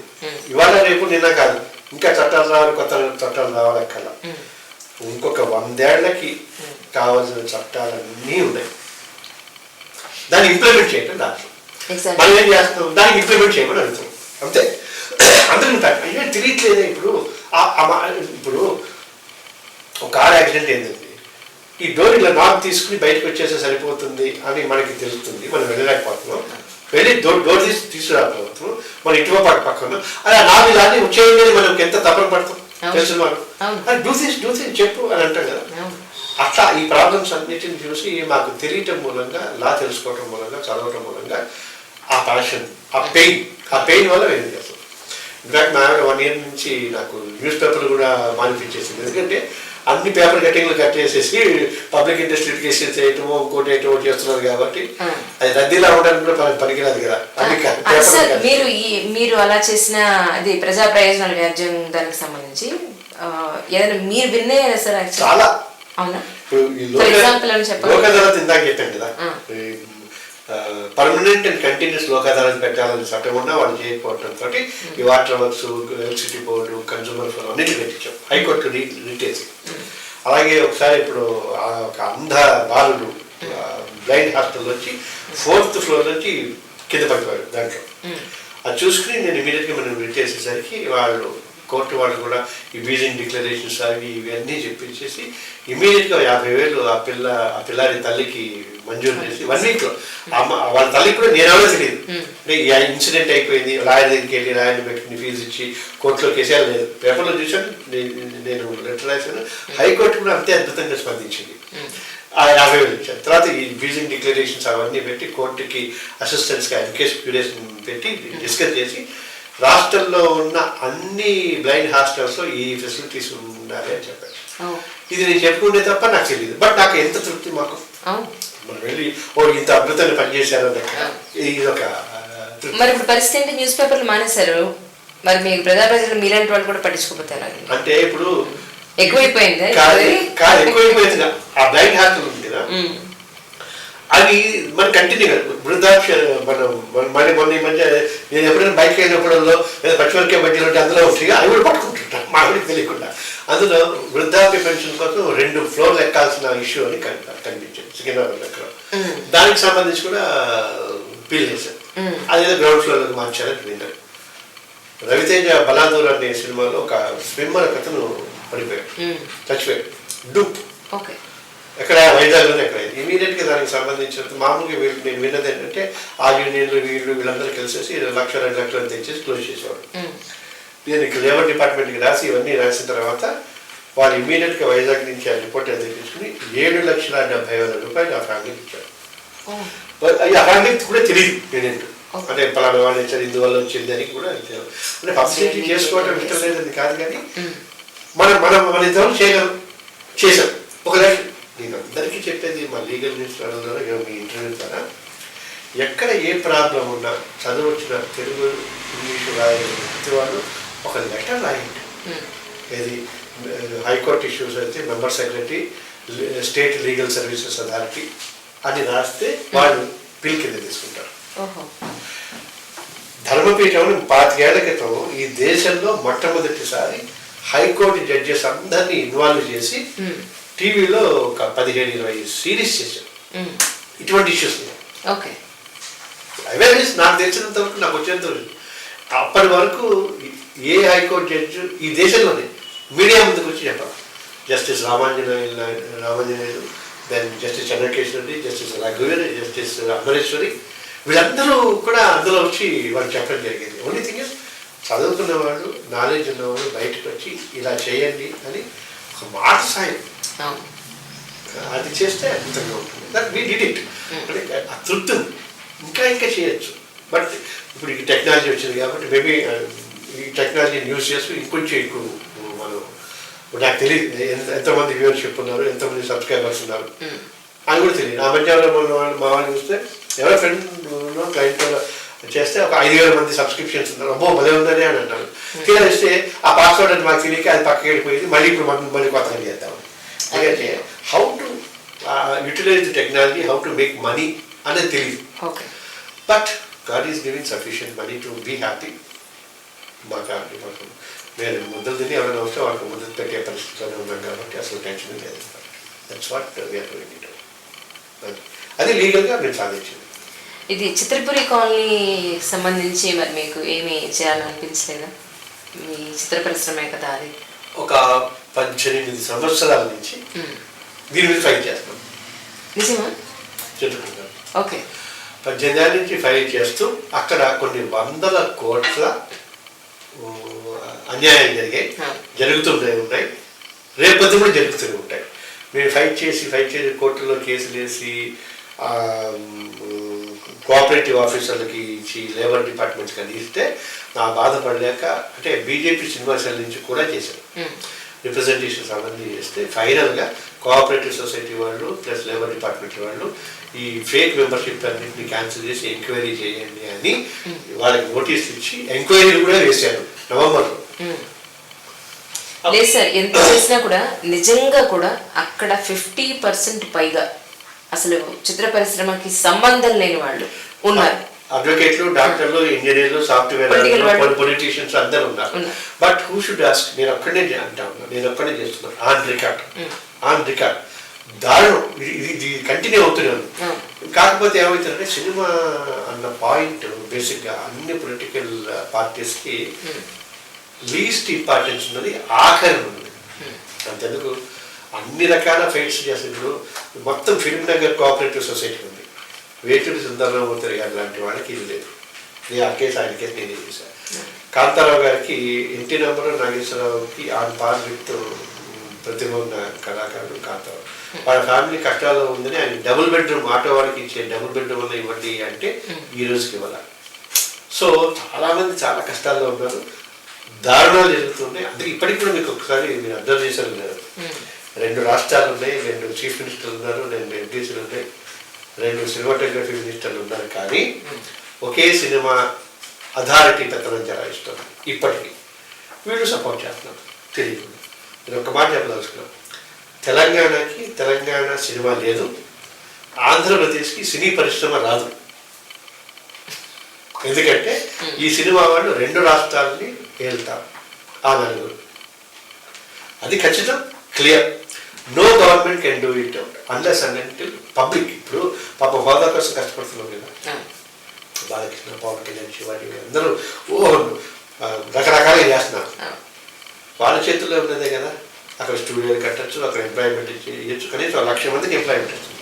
ఇప్పుడు ఇంకో 1,00,000 కోట్లు పెట్టి విదేశీ కొరియా వాళ్ళు రాక్కల్లా, వీళ్ళ స్టూడియోలు ఇళ్ళు యాక్టివిటీ షూటింగ్లు అక్కడ చేస్తే పాప మన సోదర ఆంధ్రప్రదేశ్ రాష్ట్రంలో ప్రజలకు కూడా ఇప్పుడు కూడా వాళ్ళకి ఏంటి ఏం లేదుగా, ఇన్కమ్ లేదు, సినిమా లేదుగా. ఇప్పుడు మనకి ఆత్మాభిమానం కదా. ఇప్పటికి కూడా ఆంధ్రప్రదేశ్లో సినిమా కావాలంటే పాపం అభిమానాన్ని చంపుకొని బాధపడుతూ కుమిలిపోతూ హైదరాబాద్కి పక్క రాష్ట్రం కావాలి, వాళ్ళకి సినిమా ఏంటి? సో అక్కడ సినిమా ఉండాలి, ఇక్కడ సినిమా ఉండాలి, తెలుగు సినిమా ఉండాలి, తెలంగాణ సినిమా ఉండాలి. సో చెప్పిన కానీ బట్ ఒకటి ఎవరు చేసినా ఎన్నేళ్ళు ధరలాగా జరిగినా దొరికితే దొంగలు అంటారు. కాబట్టి ఖచ్చితంగా ఇవాళ కాకపోతే రేపు ఎవరెవరైతే ఇందులో ఉన్నవారో అందరూ జైలుకి వెళ్ళక తప్పదు ఖచ్చితంగా. Not today tomorrow. అంటే మీరు సపరేట్గా తెలంగాణ చిత్ర పరిశ్రమ అని చెప్పని మీరు సపరేట్గా ఏదో మొదలు పెట్టారని విన్నాను. 2009లో అంటే 14లో తెలంగాణ వచ్చింది. 2009లో movie artist association of Telangana అని పెట్టారు. అంటే తెలంగాణకి కూడా తెలంగాణలో కూడా లక్షణాలు, తెలంగాణ అంటే తక్కువ చూడక్కర్లేదని చెప్పేసి. కానీ ఇప్పుడు ఇదే మార్చి 10th మూవీ ఆర్టిస్ట్ అసోసియేషన్ ఎన్నికలు జరుగుతున్నాయి. శివాజీ రాజా ప్రెసిడెంట్ గారు వాళ్ళు అదే ఇప్పుడు దాంట్లో అదే అసోసియేషన్ ఉంటుంది, వాళ్ళే ఉంటారు. వాళ్ళకి తెలంగాణ రాష్ట్రాన్ని శాసిస్తారు, ఆంధ్రప్రదేశ్ కూడా వాళ్ళే ఉంటారు. వైజాగ్లో కాకినాడలో ప్రాబ్లం ఉంటే వాళ్ళు చచ్చినట్టు హైదరాబాద్ కావాలి. ఇది తెలంగాణ గర్వంగా చెప్పుకోవాలా, ఆంధ్రప్రదేశ్ వాళ్ళు సిగ్గుతో తలంచుకోవాలన్నది వాళ్ళకి ఆలోచించుకోవాలి. ఎందుకంటే పాప మధ్య MLC TDP MLC Rajendra Prasad మిగతా కొంతమంది అన్నారు సినిమాలు మన గురించి మాట్లాడన్నారు. ఎవరు మాట్లాడుతున్నారు? పొలిటికల్ ఇంట్రెస్ట్ ఉన్న బాలకృష్ణ, పవన్ కళ్యాణ్, శివాజీ ఇలాంటి వాళ్ళు తప్ప ఏ సినిమా పరిశ్రమ మాట్లాడలేదే ఆంధ్రప్రదేశ్ గురించి. ఎందుకంటే మాట్లాడితే ఇక్కడ ఇబ్బంది, ఇక్కడ ఉంటే అక్కడ కూడా వెళ్ళొచ్చు కదా. సినిమా ఒకటే కదా అంటారు. సినిమా ఒకటే తెలంగాణ సినిమా భాష వేరు. అందుకే తెలుగు తల్లి అయింది, తెలుగు తల్లి తెలంగాణ తల్లి అయింది. ఆంధ్ర సారస్వత పరిషత్ సార్లు తెలంగాణ సారస్వత పరిషత్ అయింది. గిడుగు రామూర్తి పంతులు, గిడుగు సీతాపతి ఆయన పుట్టినరోజు అక్కడ అధికార భాషా దినోత్సవం అయింది. ఇక్కడ కాళోజీ నారాయణరావు స్మృతిలో ఇక్కడ తెలంగాణ భాషా దినోత్సవం అయింది. తెలంగాణ సాహిత్య పరిషత్ ఉంది, తెలుగు ఆంధ్ర సాహిత్య పరిషత్ ఉంది. ఇన్ని విడిపోయినప్పుడు ఒక సినిమానే విడిపోలేదంటే దీని వెనక ఎంత బలమైన మాఫియా ఉందో అర్థం చేసుకోవచ్చు. అందరికి ఇప్పుడు దీని గురించి మీరు గట్టిగా ఏం ప్రయత్నాలు చేయట్లేదు మరి? బాగా నాకు నాకు నా బలానికి మించిన ప్రయత్నం చేశాను. టోటల్గా ఫీల్డ్. ఎందుకంటే ఇప్పుడు చలిచీమలు ఉంది కదా, చలిచీమలని కదలాలి. అంటే ఇప్పుడు కేటీఆర్ కానీ లేదంటే కేసీఆర్ గారికి కానీ మీరు ఏమన్నా చెప్పడం జరిగింది? రిప్రజెంటేషన్స్ ఇచ్చాం, ఎఫ్డీసీకి ఇచ్చాం. అక్కడి నుంచి ఎఫ్డీసీ వాళ్ళు గవర్నమెంట్కి రాయటం, అన్ని కాగితాలు ఉన్నాయి, అన్ని ఆన్ రికార్డే. నేను ఇవాళ మాట్లాడిన ప్రతి మాట ఒక కాగితం ఆధారంగానే మాట్లాడాను. ఇట్స్ నాట్ రాదు నాకు, ఎందుకంటే మాట్లాడటం రాదు. కాగితాలు చెప్తేనే ఇన్ని ఉన్నాయి. కేటీఆర్ కానీ కేసీఆర్ కానీ, కేటీఆర్ కంటే ముఖ్యం కేసీఆర్. ఎందుకంటే కేటీఆర్ ఇప్పుడిప్పుడే ఆయన వస్తున్నారు. కానీ కేసీఆర్ గారు ఏంటంటే 10 సెకండ్లలో తెలంగాణకి సినిమా వస్తుంది. ఇప్పుడు పద్మశ్రీ బి నరసింహరావు గారికి పద్మశ్రీ కావాలని చెప్పి 2-3 ఏళ్ళ నుంచి ప్రయత్నం చేశాను. ఆయనకు వచ్చిన అవార్డులు నేషనల్ ఇంటర్నేషనల్ అవార్డ్స్. తెలుగు సినీ ప్రపంచంలో ఈ 70 ఏళ్లలో ఎవరికి రాలా, ఇంకా రాలా. అన్ని అవార్డు వచ్చాయి. ఆయన పద్మశ్రీ లేదు, డాక్టరేట్ లేదు. ఎవరు అడగాలి? ఎవరైనా ఇక్కడున్న వాళ్ళల్లో కొంతమంది ఇప్పుడిప్పుడే వస్తున్న వాళ్ళు తెలంగాణ ఈ వీళ్ళంటే వాళ్ళు కనుక నోరెత్తి తెలంగాణ సినిమా అంటే వీళ్ళు కూడా అయిపోతారు. వీళ్ళకి 6 భాషలు కూడా రావు. మొన్న కుర్రాడు అతను రాకూడని అతను మంచి ఆర్టిస్టు 4-10 సినిమాలు వేసి ఫ్రస్ట్రేట్ అయిపోయి డిప్రెషన్లోకి వెళ్ళిపోయి సూసైడ్కి అటెంప్ట్ చేశాడు. నిన్న ఝాన్సీ ఇష్యూలో కూడా మనము టీవీ దాంట్లో కూడా కుర్రాడు చెప్పిన దానికి చాలా టీవీ తీసి అంటే ఫోటోషూట్లు అవన్నీ అయిపోయిన తర్వాత కూడా సినిమాలు ఛాన్సులు రావట్లేదని డిప్రెషన్లోకి వెళ్ళిపోయింది. అందుకే మేము ఆసరా అని ఒకటి ప్రత్యూష మర్డర్ అయినప్పుడు పెట్టాం. జయశ్రీ గారు చైర్పర్సన్గా రక్షా తరపున పెట్టాం. కామారెడ్డి మరింత మిగతా వాళ్ళందరూ కలిసి పెట్టాం. ఒక 2-3 ఏళ్ల పాటు మేము చేసిన వర్క్ వల్లే DNA రిపోర్ట్ ఎంత తొందరగా వచ్చింది ప్రత్యూష ఇష్యూలో. ఆ తర్వాత 2-3 కేసెస్ చేసాం. బట్ అది అన్ని గవర్నమెంట్ చేయాలి. ఇప్పుడు మీటూ తర్వాత కొన్ని చర్చలు, నాకు అందుకే చర్చలు ఇంటర్వ్యూలు అంటే భయం వేస్తుంది, బోర్ కొడుతుంది, అసహ్యం వేస్తుంది. కారణం ఏంటంటే మీటూ ఇప్పుడు 2002లో మేము పెట్టింది. ఎన్నేళ్ళైంది? ఎందుకు గవర్నమెంట్, ఎందుకు వీళ్ళు ఫిల్మ్ ఇండస్ట్రీ వాళ్ళు చేసామంటారు? ఎందుకంటే అందరూ కలిసి వచ్చేసి మేమందరం కలిసి ఇలా ఉన్నాం ఇలా ఉన్నాం ఇలా ఉన్నాం. Nothing is being done. ఎందుకంటే ఎవరి స్పెషల్ పర్సనల్ ఇంట్రెస్ట్ వాళ్ళది తప్ప ప్రజలకి, కామన్ మ్యాన్కి లేదా చిన్న టెక్నీషియన్కి, ఆర్టిస్ట్కి హెల్ప్ చేద్దామన్న ఆలోచనలో ఉంటారు మీరు. సో వాళ్ళు ఎందుకు అనుకుంటే అసలు గవర్నమెంట్ కానీ ఇండస్ట్రీ కానీ అనుకుంటే 2 నిమిషాలు పిల్లవాడికి. ఇప్పటికీ పాపం ఈ మా మూవీ ఆర్టిస్ట్ అసోసియేషన్ దానికి నేను 8 ఏళ్ళు లీగల్ అడ్వైజర్ అని ఇప్పుడు లైఫ్ మెంబర్ కూడా. అయినా నా బాధ ఇప్పుడు వాళ్ళు 25 ఏళ్ళు కాబట్టి ఇక్కడ బిల్డింగ్ పెడతారు. ఇక్కడ బిల్డింగ్ పెట్టి తెలంగాణ పేరు పెట్టారు, అక్కడ పెడితే అక్కడ ఆంధ్రాలో పెట్టారు. లేదు, ఒకటే పెడతారు. 2 రాష్ట్రాలకు వెళ్ళి సినిమా విడిపోదు. ఈ థియేటర్ ఆంధ్రాలో థియేటర్లు, తెలంగాణ థియేటర్లు మా చేతిలోనే ఉండాలి, ఆ డిస్ట్రిబ్యూషన్ మా చేతిలోనే ఉండాలి, ఉండాలి. అది ఎప్పుడు ఆ సీఎం అయినా ఈ సీఎం అయినా వాళ్ళ దగ్గరికి కలవాల్సిందే. 2 రాష్ట్రాలకి గవర్నర్ ఎలాగో ఉమ్మడి గవర్నర్ లాగా ఇది ఉమ్మడి సినిమా, దేవుడే రక్షించాలి సినిమా. చిత్రపూర్ కాలనీ సార్ తెలిసిన వాళ్ళు నేను అడిగాను, వెళ్ళి ఆ ప్లేస్కి వెళ్ళి నేను అడిగితే ఒకే ఫ్యామిలీలో ఆయనకి ఉంది, వాళ్ళ వైఫ్కి ఉంది, వాళ్ళ కూతురికి ఉంది, వాళ్ళ అత్తగారికి ఉంది, కోడలికి ఉంది, కూతురికి ఉంది. ఒకే ఫ్యామిలీలో 6 ఫ్లాట్స్ ఉన్నాయి వాళ్ళకి అక్కడ. ఏంటండి మీరు ఒక్కరే కదా ఫిల్మ్ ఇండస్ట్రీలో ఉంది మీరు కదా? ఏముందండి మా మదరు హెయిర్ సెల్స్ అని పెట్టాము, కార్డు ఉంది, అది అప్లై చేస్తే ఇచ్చేసారు. ఇక మా అత్తగారు ఆవిడ మేకప్ మ్యాన్ అని పెట్టాము. అలాగా ఒక్కొక్క డిపార్ట్మెంట్లో ఒక్కొక్కళ్ళు పెట్టి ఒకే ఫ్యామిలీలో 6 ఫ్లాట్లు తీసుకున్నారు సార్. నాకు అనిపించింది ఏంటంటే నిజంగా ఇంతకన్నా అన్యాయం ఇంకెక్కడైనా ఉందా అసలు? ఎందుకని ఎట్లా చిత్రపురి కాలనీ మీదే ఒక డిబేట్ ఎందుకు పెడుతున్నారు? ఇప్పుడు మీరు ఇంత మంచి ఛానల్, ఇంత పెద్ద ఛానల్, 1 లక్షల మంది ఉన్నారు. దాన్ని నేను అదే పబ్లిక్ ట్రయల్ అన్నది, అది public trial for Chitrapuri colony. ఇప్పుడు మీరు చెప్పారని నేను చెప్పారని ఇంకోళ్ళకి ఇంట్రెస్ట్ ఉంటుంది. పబ్లిక్ ట్రయల్ అంటే ఒక 15 మంది జూరీ ఉంటారు, క్రాస్ సెక్షన్ ఆఫ్ పీపుల్ ఉంటారు. న్యాయం అనేది 4 గంటల 5 గంటలలో తెలియదు. ఇప్పుడు మీరు చెప్పిన ఆ ఫ్యామిలీని పిలుస్తాం. నేను చాలా ఇంటర్వ్యూలలో చెప్పాను, నోటీసులలో కూడా చెప్పాను. మీరు వాలంటరీగా సరెండర్ చేస్తే మిమ్మల్ని క్షమించి వదిలేస్తాం, లేకపోతే క్రిమినల్ కేసులు ఉంటారు, జైలుకి వెళ్ళడం ఉంటాయి, అవన్నీ ఉంటాయి. ఇవాళ కాకపోవచ్చు 4 ఏళ్ళ తర్వాత అయితే. ఇప్పుడు తెలంగాణ వస్తున్నారు, ఎవరు వస్తున్నారు ఆ చెడ్డ తచ్చినా అనుకున్నారు, వచ్చిందిగా నేల పడుతుంది. ఈ చచ్చిపోయి ఇప్పుడు ఒక అన్యాయం మీరు అన్నట్టుగా ఒక అన్యాయం జరిగిందంటే పాస్ట్ జరిగిందన్న దానికి 20 ఏళ్ళ తర్వాత. ఇప్పుడు 25 ఏళ్ల క్రితం ఎంజీఆర్ పను నా చేయి పట్టుకున్నాడు, నాకు డ్రింక్ ఆఫర్ చేశాడంటే సెంట్రల్ మినిస్టర్ పదవిపోయింది, అది అయిపోయింది. 20 ఏళ్ళ తర్వాత నేను ఏంటి మనవాడు మొదలెట్టాను. అప్పుడప్పుడు మర్డర్ కేసులను తవ్వి తీస్తే పొడేలు కనిపించే ఇది 18 ఏళ్ల క్రితం మర్డర్ అని చెప్పి తీస్తున్నారు. చిత్తపూడి కాలనీలో అది కాదు వ్యవహారం. నిన్న జరిగింది, ఇవాళ జరుగుతూ ఉంది, రేపు కూడా జరుగుతుంది, ఎప్పుడు జరుగుతుంది. మరి అంచేత it is ongoing crime. This crime is not only against individuals and industry, but against the society. This has to be stopped. And నా ఉద్దేశం ఇది ఈ 10 seconds మీరు ట్విట్టర్లో పెట్టండి, కేటీఆర్ దగ్గర పెట్టండి. And I'm sure that I believe that he is hearing it. అతనికి కూడా ఎందుకంటే కొత్త గొప్ప చేయాలని తప్పదు, చేద్దామని ఆలోచన. ఐఎమ్ షూర్ ఇటువంటి పెడితే ఎన్ని అడ్డంకులు అయినా రామణి ఫిలిం సిటీ తీసుకెళ్ళిపోయి సూట్ కేసులో పెట్టుకుని అక్కడ పెట్టమంటలా. ఇక్కడ ఉండండి, మీరు ఉండండి, మేము ఉంటాం, మీరు మా దగ్గర, మీరు మా గెస్టులు. నేను ఇక్కడ ఉన్నట్టు ఇది నాదేనండి.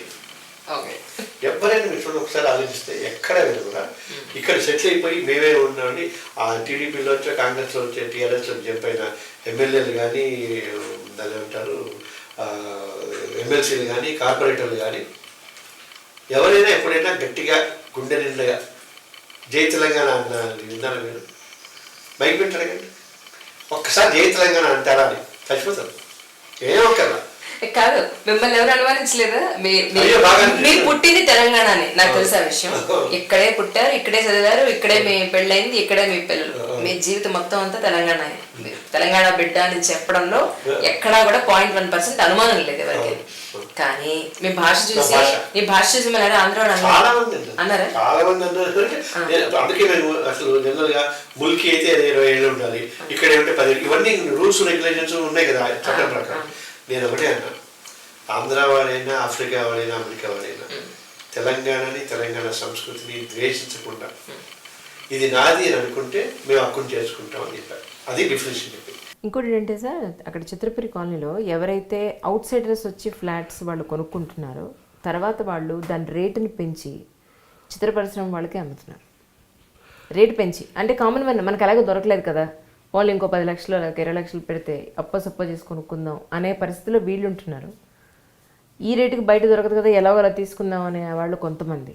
బట్ అల్టిమేట్గా ఏంటంటే సార్, యాక్చువల్గా చిత్ర పరిశ్రమ వాళ్ళకి ఇచ్చే ప్రైజ్కి అయితే మాత్రం ఫ్లాట్స్ రావట్లేదు అక్కడ. ఇప్పుడు గవర్నమెంట్ కూడా సబ్సిడీ రేట్లతో ఇచ్చింది, 47 ఎకరాలు ఇచ్చింది. వాళ్ళేమి కొనుక్కోవాలి ఫస్ట్ పాయింట్. అప్పుడు అడిగితే తీసుకోలేదని వీళ్ళే పెద్ద పెద్ద కబుర్లు చెప్తున్నారు. ఇప్పుడు రాష్ట్రమే పక్కకి వెళ్ళిపోయింది. ఇక్కడ ఇప్పుడు హైకోర్టు కూడా మాకు మొన్న Jan 1 నుంచి అక్కడికి వెళ్ళిపోయింది. అక్కడ పరిశ్రమ అభివృద్ధి చెందాలి, ఈ పరిశ్రమ అభివృద్ధి చెందాలి కదా. ఇప్పుడు బాగుంటే ఎంత బాగుంటుంది, ఇప్పుడు ఇద్దరు బాగుండాలని కదా మనం కోరుకోవాల్సింది. ఇప్పుడు అన్యాయం చేస్తుంటే దాన్ని వాళ్ళు అడ్డుకుంటున్నారు, కానీ అన్యాయాన్ని ఆపలేకపోతున్నారు అని వాళ్ళు విరవీగుతున్నారు. ఇలాగే ఉంటుంది, ఎందుకంటే బాగా సపోర్ట్ సిస్టమ్తో ఉంటుంది. రేపు పొద్దున ఎలక్షన్స్ ఉన్నాయి, మళ్ళీ ఇంకోటి జరిగింది. ఇప్పుడు ఈ టీఆర్ఎస్ అన్నారు, టీఆర్ఎస్కి అధికారానికి వచ్చి ఇంకా 5 ఏళ్ళు ఉంటుంది. ఈ ఇష్యూస్ అన్నీ ఇప్పుడు వీళ్ళకి ఏం ప్రాబ్లం అయిందంటే గవర్నమెంట్కి, నేను పెద్దగా వాళ్ళని కూడా బ్లేమ్ చేయట్లేదు, దీని మీద ఒక గంట సేపు కూర్చునే టైంలు ఉండట్లా వాళ్ళకి. ప్రభుత్వానికి సినిమా అనేది స్మాల్ పాయింట్ కదా, ఊరికే ఎంటర్టైన్మెంట్ ఏమో అనుకుంటున్నారు, అంతకు తప్ప దీన్ని సీరియస్గా తీసుకోవట్లే. ఇది ఎప్పుడైతే ఈ ఇష్యూ పెద్దగా అవుతుంది అని అందరి దృష్టికి వెళ్ళిందో, అన్ని పొలిటికల్ పార్టీలకి దృష్టికి వెళ్ళిందో, ప్రజల దగ్గరికి, అధికారుల దగ్గరికి వెళ్ళిందో, ఖచ్చితంగా దీని గురించి ఆలోచిస్తారు. ఎందుకంటే ఆలోచించిన రోజున ఏమవుతుందంటే, ఎవరెవరైతే పరిశ్రమకు సంబంధం లేకుండా ఫాల్స్ అఫిడవిట్స్ ఇచ్చారో, ఫాల్స్ ఎంట్రీస్ ఇచ్చారో, ఆల్రెడీ డైరెక్టర్స్ అసోసియేషన్ నుంచి 70 మందిని తీసేశారు. ఓకే, జరిగింది అట్లా. మనం లీగల్ నోటీసులు ఇచ్చాం, మన మధ్యపోయిన కూడా ఆయన రంగారావు గారు, కట్ట రంగారావు ఆయన తరఫు నుంచి నోటీసెస్ ఇచ్చాం, అవన్నీ వచ్చినాయి బయటికి, అన్నీ ఆన్ రికార్డు ఉన్నాయి. ఇప్పుడు you can practice for 20 years as an advocate court వేసుకుని, ఎప్పుడప్పుడు తెలిసిందనుకోండి మిమ్మల్ని జైలుకి పంపుతారు, 20 ఏళ్ళైనా కూడా. నేను అదేంటంటే ప్రతిసారి అందరికీ చెప్తున్నా, మీరు తప్పు చేశారని మీకు తెలుసు, ఆ తప్పును ఒప్పుకుంటే ప్రొబేషన్ ఆఫ్ అఫెండర్స్ యాక్ట్ కింద ప్లీడ్ గిల్టీ చేస్తే ప్రొబేషన్ ఆఫ్ అఫెండర్స్ కింద తక్కువ శిక్ష పడుతుంది, అప్రూవర్గా మారితే తక్కువ శిక్ష పడుతుంది, అయిపోద్ది. లేకపోతే ఖచ్చితంగా జైలుకి వెళ్తారు, ఇల్లు పోతుంది, డబ్బులు పోతాయి.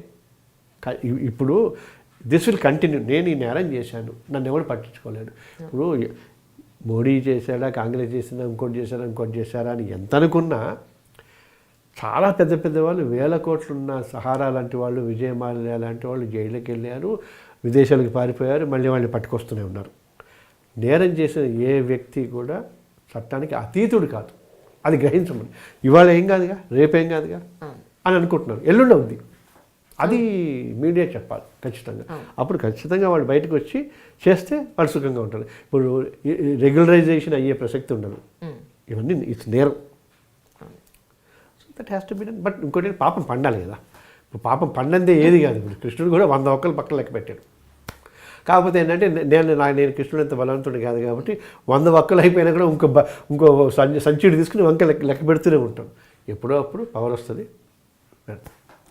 అంటే ఇక్కడే పుట్టి ఇక్కడే పెరిగిన భాష పొరపాటున ఇంట్లో వాడుక భాషగా ఏది ఉందో, మన పెద్దవాళ్ళు ఏ భాష మాట్లాడతారో ఆ భాష మనం మాట్లాడడం వల్ల వీళ్ళు ఆంధ్ర వాళ్ళేమో అని ఒకలాంటి బయట ఇది అయిపోయింది. ఇప్పుడు అంటే తెలంగాణ వచ్చేసింది, వచ్చిన తర్వాత ఆ భాష నిజంగా రాజరిక భాష కింద ఇప్పుడు తెలంగాణ మాట్లాడడమే ఒక ప్యాషన్. ఇప్పుడు తెలంగాణ యాక్సెంట్లో సినిమాలు తీయడం ఒక ప్యాషన్. నిన్నే ఎందుకు అమెజాన్లో సినిమా చూస్తే ఆ F2 అనేది వచ్చింది, దాంట్లో వరుణ్ తేజ్ మొత్తం తెలంగాణ యాక్సెంట్ పెట్టాడు. ఎందుకంటే కుదరట్లా, ఎందుకంటే హిట్ కావట్లా. ఇప్పుడు వాళ్ళ నేను చెప్పేది అది ఎగ్జాక్ట్లీ ఇప్పుడు రాజముద్ర అయిపోయింది ఇప్పుడు అది భాష అనేది. ఇప్పుడు ఇది కూడా గుర్తించడం కష్టంగా ఉంది మామూలు జనాలకి. అప్పుడు మాట్లాడకపోతే మన తెలంగాణ కాదనుకుంటారనే భయం కూడా ఉంది ఇప్పుడు. అది వస్తుంది, అది మెల్లగా ఇట్లా చీమల దండలాగా ఇలా వస్తుంది, చిత్రపురికాలని ముంచుతుంది, ఖచ్చితంగా ముంచుతుంది. There is no escape. అది 100%.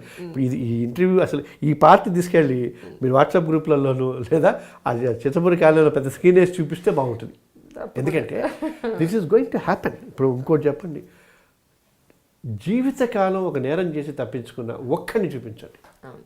లేదు, ఎప్పుడో అప్పుడు వాళ్ళ లైఫ్ టైంలో ఏదో ఒక టైంలో ఈరోజు బాగుండొచ్చు, రేపు బాగుండొచ్చు, బట్ లైఫ్ టైం అంతా బాగుంటుంది గ్యారంటీ లేదు. ఖచ్చితంగా. అందులో ఇంకోటి, ఈ తెలంగాణ ఉద్యమం, తెలంగాణ సినిమా, తెలంగాణ అస్తిత్వం, తెలంగాణ ఆత్మగౌరవం, తెలంగాణ జీవన విధానం, ఇక్కడున్న తెలంగాణ ఆర్టిస్టులు కానీ, టెక్నీషియన్స్ కానీ, ప్రొడ్యూసర్లు కానీ కొత్త ఉనికిపోతున్నారు. నాట్ ఓన్లీ తెలంగాణ, అక్కడ ఆంధ్రాలో ఉన్న చిన్న సినిమాలు తీసేవాళ్ళు, మంచి సినిమాలు తీసేవాళ్ళు, 50 లక్షలు కోటి రూపాయలతో సినిమా తీద్దాం అనుకున్న వందల వేల మంది టెక్నీషియన్స్ భగభగ మండిపోతున్నారు. ఈ దాష్టీకం వల్ల, ఈ రెడ్ టేపిజం వల్ల, ఈ ఆశ్రిత పక్షపాతం వల్ల, ఈ దౌర్జన్యాల వల్ల. ఖచ్చితంగా మాఫియా, నేను ఈ సినిమా మాఫియా దావుద్ ఇబ్రహీం కంటే powerful mafia. They are managing, they are able to manage now, but it will not happen forever. They should realise it. కనీసం బాగా డబ్బులు సంపాదించిన వాళ్ళైనా కొంచెం అందుకే ఇప్పుడు మీరు అబ్జర్వ్ చేస్తున్నారు, చాలామంది జాగ్రత్తగా సేవింగ్ దేర్ స్కిన్ కోసము మీరు ఇందాక అన్నట్టుగా పాటలు పెట్టడం, ఒక క్యారెక్టర్కి పెట్టడం, కొంత ఫుల్ లెంత్ క్యారెక్టర్ చేయటం, లేదా తెలంగాణ బ్యాక్డ్రాప్లో ఉన్న కొన్ని సినిమాలు తీయటం. ఎందుకంటే ఏం రా అన్నాను అనుకో, ఏమిటో అని అనేది రోజులు పోయినాయి. ఏమిటో అంటే ఆ బాధకి అదే స్టేజ్కి వచ్చి మనం ఒక్కడు ఇక్కడే ఉంటాను, నేను నాదేముంది అని అంటున్నాను. అందుచేత చిత్తపూరి కాలనీలో ఉన్న వాళ్ళ కూడా ఈ వాస్తవాన్ని గ్రహించి, ఇప్పుడు రెంట్కున్నవాడు ఇల్లు నాది అంటే ఎట్లా ఉంది, రెంట్ ఇచ్చినంతసేపు ఉంటుంది. ఇది కూడా అందరికీ 10 ఏళ్ళేగా, అన్నీ 10 ఏళ్ళు ఇచ్చారు. 10 ఏళ్ళ కంటే ముందే 1-2 ఏళ్ళకే అన్నీ అక్కడికి వెళ్ళిపోయినాయి. టెంపరీ సెక్రటరియట్లన్నీ ఇంకా అన్నీ వెళ్ళిపోయినాయి. ఇప్పుడు గౌరవంగా వాళ్ళు పెడితే బాగుంటుంది. అగౌరవాన్ని తెచ్చిపెట్టుకుని ఇబ్బంది జరుగుతుంది. ఎందుకంటే ఈ ఫ్రస్ట్రేషన్ వల్ల కదా ఈ ఉద్యమాలు అన్నించినాయి. అది ఇప్పుడు నేను అనేది ఇప్పుడు హోదా కోసం నాకు అదే ఆశ్చర్యం చేస్తుంది. ఇప్పుడు హోదా అంటే ఏమిటి, కొన్ని ఫెసిలిటీస్. మీకు సినిమా పరిశ్రమ ఏది అంటే ఎవరైనా ఒకసారి ఆన్సర్ చెప్పమండి. ఎన్ని చర్చల్లో ఉన్నాడు, ఉందా సినిమా? లేదు. మీకేం కావాలి? రామానాయుడు గారు ఇచ్చిన ఎకరాల కొండ మీద కన్సెప్ట్ చేశారు, మిగతా ఎకరాలు. ఇప్పుడు నాకు తెలిసినంతవరకు మీరు ఇన్వెస్టిగేట్ చేయండి. FDCలో కొన్ని ఉంటాయి. పెట్టారు కదా సార్, అంబికా కృష్ణ గారు చూస్తున్నారు కదా.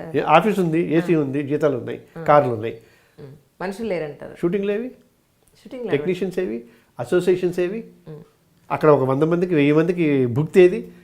ఇప్పుడు జూనియర్ ఆర్టిస్ట్ మన కృష్ణానగర్ దగ్గరికి వెళ్తే పొద్దున ఒక 500-600 మంది కూర్చుంటారు.